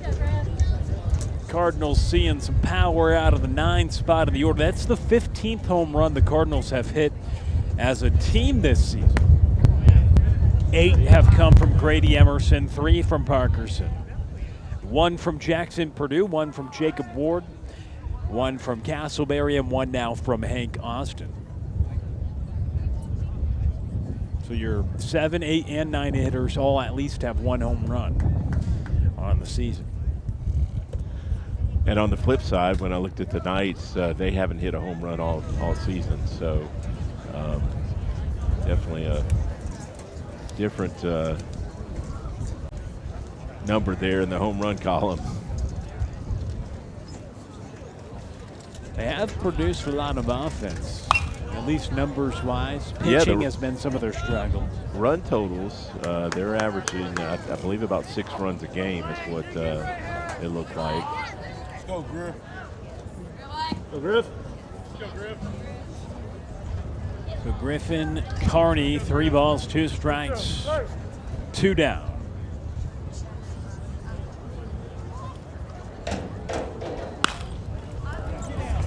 He bops it up right side, and that'll get out. Carney, new life. So they break their streak in this inning of just scoring 1 run. And they had 1 in the first 4 innings to lead 4-1 coming into this bottom of the fifth, but 2 on the board here in the home half of the fifth inning. Started all with Andrew Ridgell. The first pitch that the new arm, Blake Mott, threw and went for a single to left from Ridgell. He comes home to score on a Jacob Ward sac fly.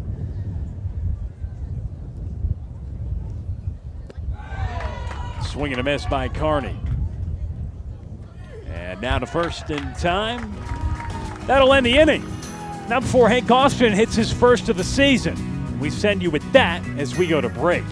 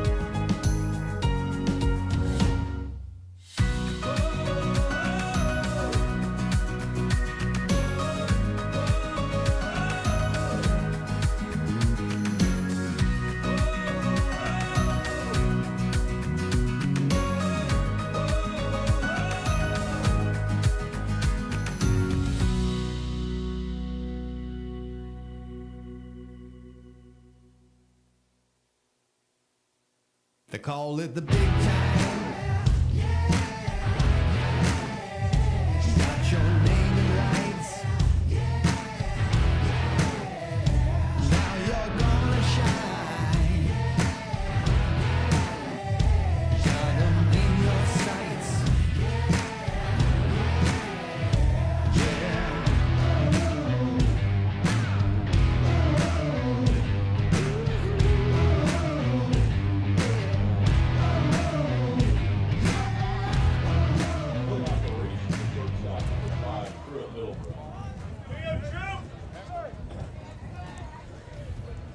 We start the sixth inning. Truett Middlebrook, 3, 4, and 5 due up for the Knights. A 5-run lead for Fort Worth Christian after Hank Austin helps the Cardinals add on. It's his first home run of the year. Greg Smeds, another inning of action, a ball and a strike to count here to Truett Middlebrook, the shortstop who has walked in his first 2 trips to the plate. You know, I mentioned earlier, Smeds really has a pretty modest pitch count considering he's walked 4 guys, but at the same time, he's only allowed 1 hit. So that certainly helps him keep that number down. There's Grady, and there's 1 out. So Smeds retires, the top hitter for the Knights. Came in hitting well above 560 on the year, and he retired for the first time after walking Truett Middlebrook in his first 2 trips. It's 6-3 ground ball to Grady for out number 1 here in the top of the 6th inning. Screaming foul ball toward the Fort Worth Christian dugout. You know, Will, that was an interesting comment in the article you shared with me about Rusty Greer and Grady Emerson, where Grady met Coach Greer at one of his defensive camps, and Grady talked about how Rusty taught the 5 F's of defense, I believe. But it's interesting to me that Rusty Greer, who was an outfielder, you know, was teaching an infielder the fundamentals of infield defense. And I know one of those F's was funnel, and that's what Grady did on that last play to make it look easy. It was a great article, I believe, on the Dallas Morning News. We both were reading that and exchanging thoughts leading up to this game. But I guess to summarize, and you've got to check it out because it had some great details about their relationship, but it talked about Grady and Rusty's overall to break it down, their relationship. And it was really fascinating to see, and it's been really cool to see that in person all season as well, as I'm sure a lot of the Cardinal fans understand that backstory. But, I mean, certainly a guy who has become a national headliner in terms of prep baseball prospects. And it was a really, really well done and cool story in the Dallas Morning News. Yeah, I just found it interesting that, their relationship, or I should say their introduction, came when Grady was like 9 or 10 years old going to Rusty's camp. And I remember, seeing advertisements for that camp. But the article also said it was actually Matt Kemp, a former major leaguer, who said, hey, in your spot, Coach Greer would be the ideal guy, to prepare you for the transition to the next level, because Grady's been the #1 prospect in his class ever since he was a 10th grader. So it's no surprise he's #2 on most of the draft boards this year, because he's always been the top player in this class of 2026. And obviously, Rusty played at the major league level, and also, his son played with Bobby Witt Jr. when Bobby Witt Jr. was the top-rated high school prospect in the nation. So he's seen, a kid deal with this type of attention, and Grady's looked comfortable all season, despite the heavy scouting presence that's been at all their games. Oh, yes, and there's a lot out tonight. I mean, every time that he comes up to the plate, we'll have to get a shot of it at some point. You'll just see all the notebooks come out. The guys in the stands with a stopwatch, your average fan doesn't bring a stopwatch to a clipboard. The game. Yep. They're sitting on the third base side, and there's definitely 6 or 7 of them, and probably more. They've been looking at a lot of mocks, and a handful of them have him going second to the Rays. We shall see. But Smeds gets the punch out. 2 outs, 1 on. And a strike fired.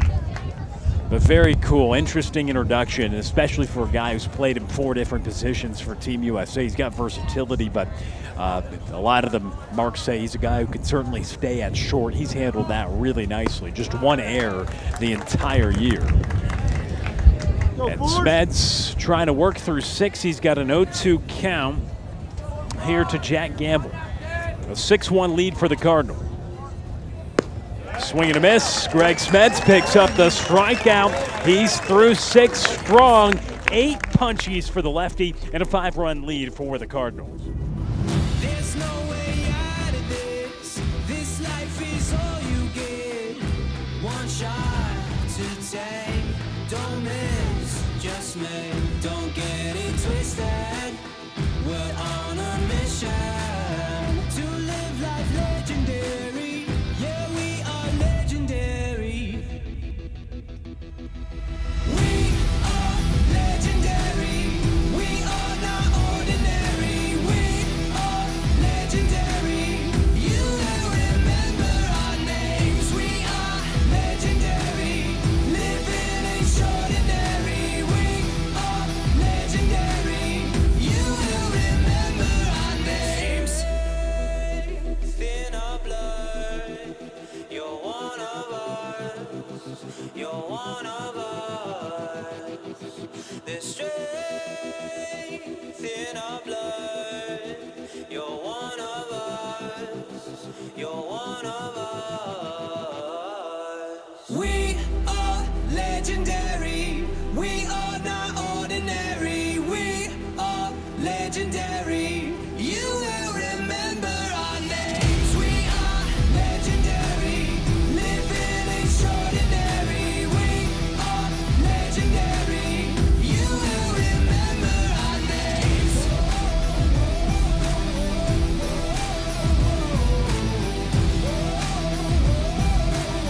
You will remember our names.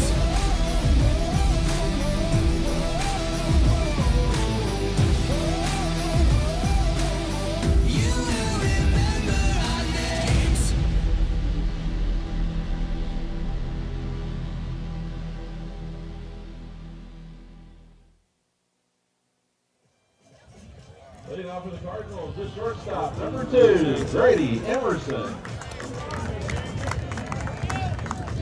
So it is Grady Emerson leading off this bottom of the 6th inning. Couple walks and a hit by pitch today. Got credit for an RBI on one of those walks, coming with the bases loaded.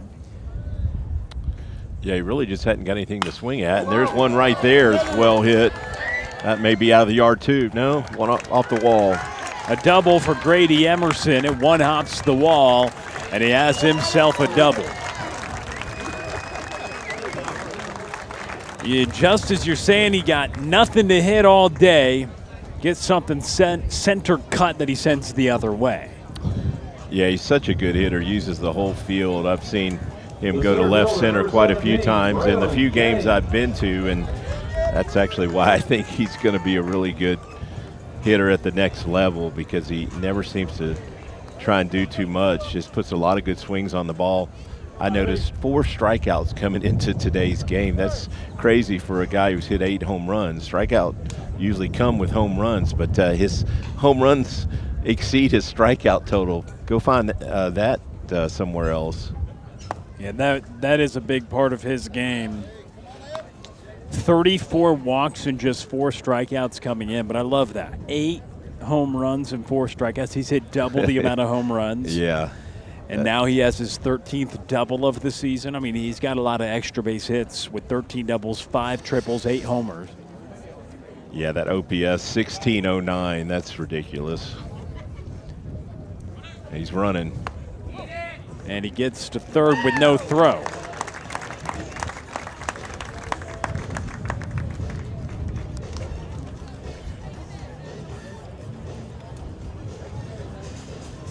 So 32 swiped bags for Grady Emerson, tied now with Carney.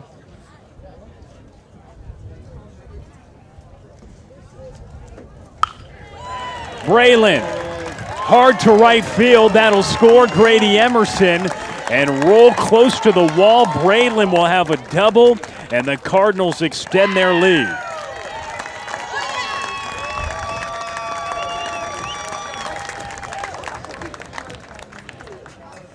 The right fielder, number 11, Jaxon Casselberry. You know, I think Coach Schneider might have been onto something when he went with the guy that had the lesser velocity and the big slow curveball, because Mott has a better fastball, and the Cardinals have been all over it, really. They've had a lot of good swings ever since he took the mound in the last inning. So back-to-back doubles to begin this bottom of the 6th inning. The Cardinals scored 1 in the first, 1 in the second, 1 in the third, 1 in the fourth, 2 in the fifth, 1 so far now here in the 6th. Yeah, we're going to have another pitching change. So Hunter Prater, the second baseman, will come in and pitch.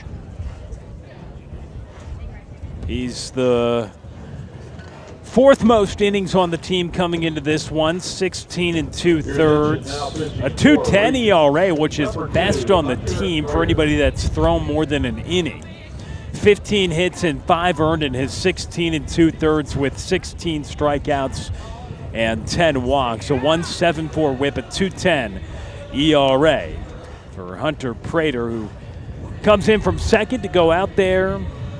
Last time he pitched was on the 7th of April, from what we could find. 2 hits and 2 runs, neither earned in that outing.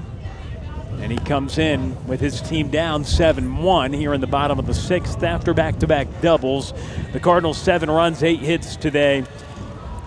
1 run, just 1 hit for the Knights here in game 1. You know, Will, realistically, this game is probably out of reach, or I will say it is out of reach for the Knights. So this pitching move right here is also saving Mott some pitches in case they need to bring him back in game 2.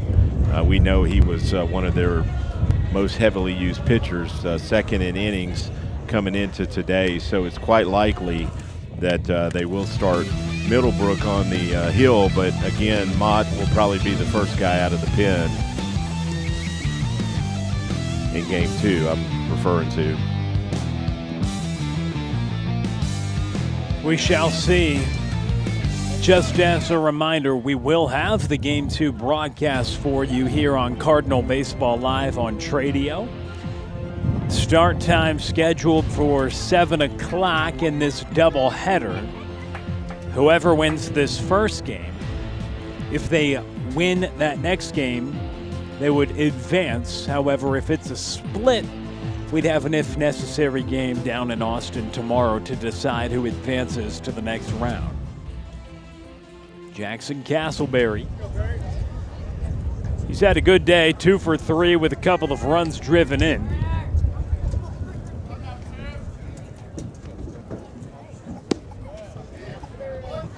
Also had that nice play out in right field to shut down an inning. Sliding catch. Yes. I believe that was the first inning. It was early on, first inning of action. You're right. And right off the bat, you said, that's going to be a tough play. He said, it won't be too tough for me, Jeff. He makes some great plays. I mean, you mentioned it earlier, 27 swipe bags. Yeah, he's definitely got speed, and also I think his positioning played a factor there. He was playing shallow and seems to have playing shallow all day. He's made a couple of catches in short right that normally would be a tough play. They're running right here. That's well hit. Casselberry straight away to center over the head of Cardwell. Braylen James will trot home. Casselberry digs for third, and he's there in time. Yeah, he shows off that speed. It's only 360 to center field, which is not a triple for a lot of guys, but Casselberry was motoring the whole way. Good replay right here by Tim to show us, yeah, the center fielder thought he had it, but misjudged it. That ball was well hit. Number 7, Jake Parkerson. So 3 straight extra base hits for Fort Worth Christian. A double from Emerson, a double from James. And after the pitching change to bring in Hunter Prater, the guy who was at second, surrenders a triple. So you go double, double, triple to begin this bottom of the 6th, and all of a sudden it's a 7-run lead for the Cardinals, and they've got a runner at third with nobody out for Jake Parkerson, who's 0 for 3 today.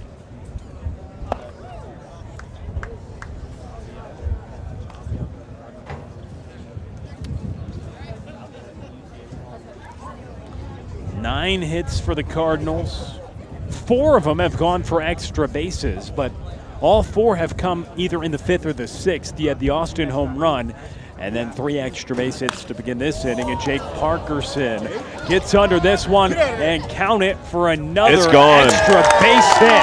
Jake Parkerson hits his 4th of the year, and the Cardinals have a 10-1 lead. Nobody made the play out there in the left field porch.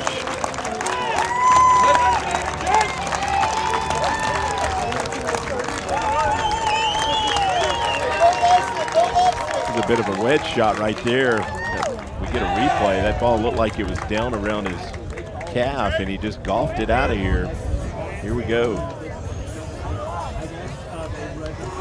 Yeah, it wasn't a bad pitch. Number 9, Andrew Ridgell.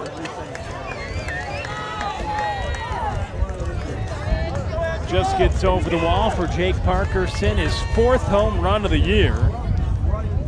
And the Cardinals lead 10-1. Andrew Ridgell now up to the plate.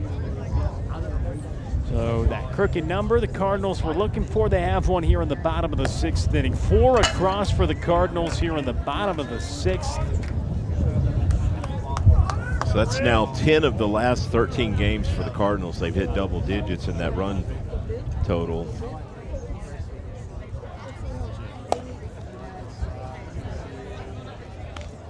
It's going to take really good pitching to keep that lineup down.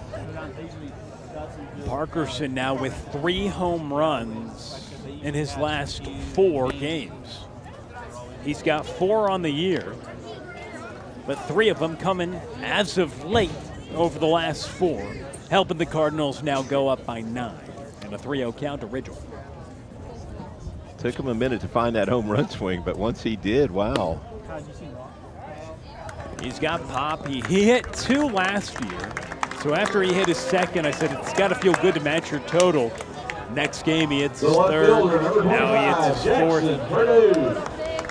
Purdue. He's had some monstrous days for the Cardinals down the stretch.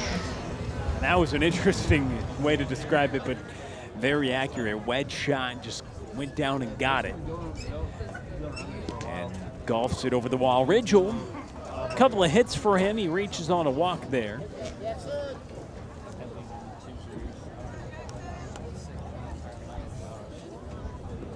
Thankfully, knock on wood, I've never had it. Hopefully, I never get it. So 10 runs on 10 hits for Fort Worth Christian, just as we're talking about the extra base hits. The Cardinals add another. They've had 4 here in this inning. 2 doubles, then a triple, followed by a home run. The second home run hit by the Cardinals today. Hank Austin had his first of the season last inning. Yeah, even though it was a bit of a slow start for the Cardinals, give them credit for scratching every inning, you know. Put up a mark first 4 innings, and then here in the 5th and 6th have started to pound the ball and put up some crooked numbers. Purdue way ahead, 3-0 count. Ridgell at first. It's been a big day for Casselberry. He's 3 for 4 with 3 RBIs and 2 runs scored. Yeah, I don't think we'll do a player of the game here between the doubleheader, Will, but I was thinking he would probably be the pick. Yeah, Casselberry right now. Austin you could think about because he is 2 for 2, hit his first homer of the year. Yeah. Kind of sparked the first crooked inning, first inning where you scored more than a run. But yeah, I'd probably go with Casselberry at this point. But Austin, I think, definitely has something to say about it, right? Maybe. Yeah, it's a tough choice. But yeah, in between the doubleheader, they'll be getting ready for another game. But we'll definitely get Jeff Kniver to pick one. Put me on the spot, Will. Well, I'm agreeing. No, I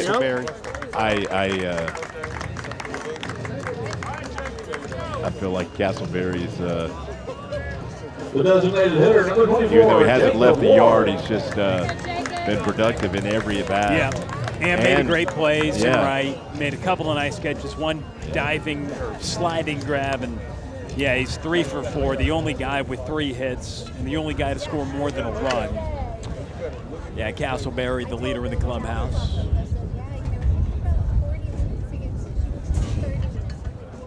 Put you on the spot. That's what broadcasting's all about, right? We're on the spot all the time. Right, right. Now, another run, and I think this game's over. That's right. 10-1. And that hits Ward, so the bases are juiced.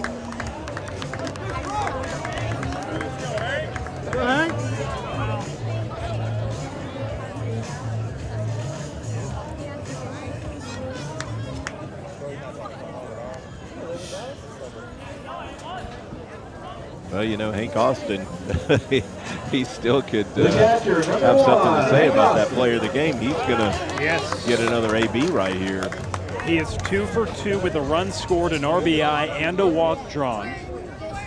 He's also caught 6 one-hit innings as well from Greg Smeds, and he could end it. Winning run at third, and the first one down and out. So inning started with, it went double, double, triple, home run, and then walk, walk, hit by pitch to load them up. Nobody out still. Got to feel good for Austin to put up a home run today because I looked at his numbers. I'm sure he'd tell you he's not happy with his offensive numbers this year, but boy, game 1 of the playoffs and hit one out.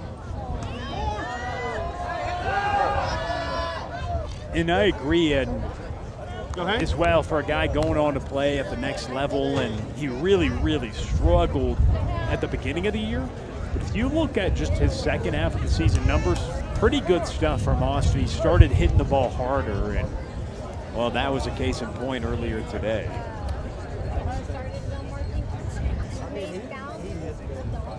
swing and a miss. Okay, Hank.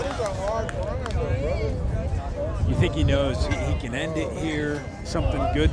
Any type of contact could likely see this game come to a conclusion. Yeah, the Knights are up on the grass, going to try and cut that run down at the plate.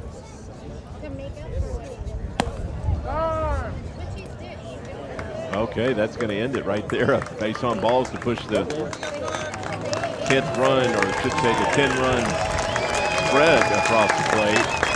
So the Cardinals take game one. It's an 11-1 final.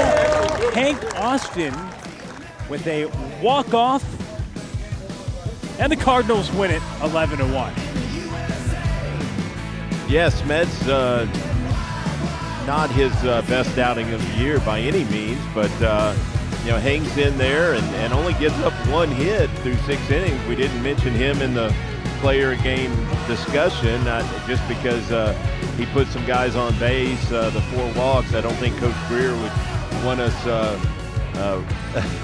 awarding him player of the game given the base on balls, but not a bad outing. He battled through the control issues and held the Knights to 1 hit, and the offense just kept pounding and kept putting pressure on the Knights, and now they can end this series here in game 2.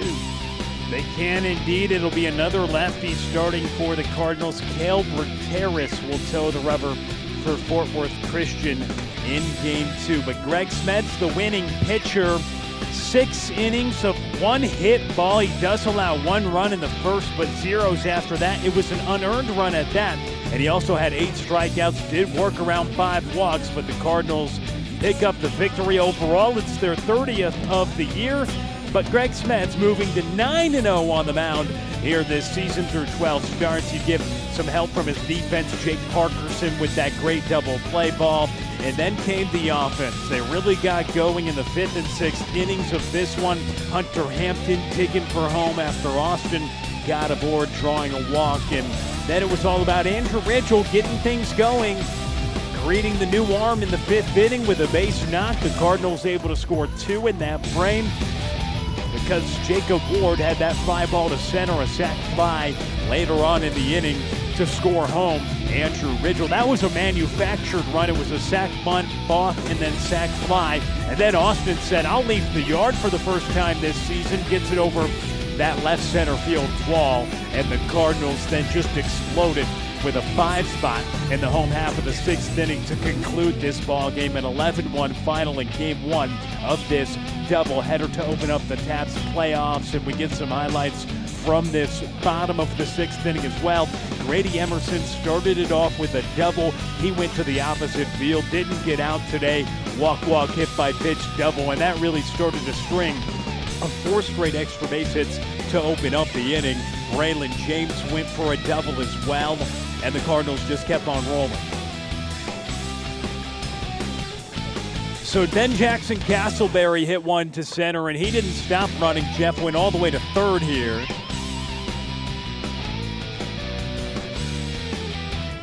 Yeah, we had just talked about Casselberry's speed, and he showed it off right there. And then we've got to show you the home run. Jake Parkerson, his 4th of the year, his 3rd in the last 4 games, and gives the fans a souvenir. And the Cardinals win it. 11-1, your final score. Game 2 upcoming in just a little bit. Be sure to tune in here on Cardinal Baseball Live on Tradio. We'll talk to you then. For Jeff Knipper, I'm Will Counterly, Tim Polster, Trey Bell, our entire crew. We'll talk to you soon for Game 2 as the Cardinals will try to advance here in the playoffs.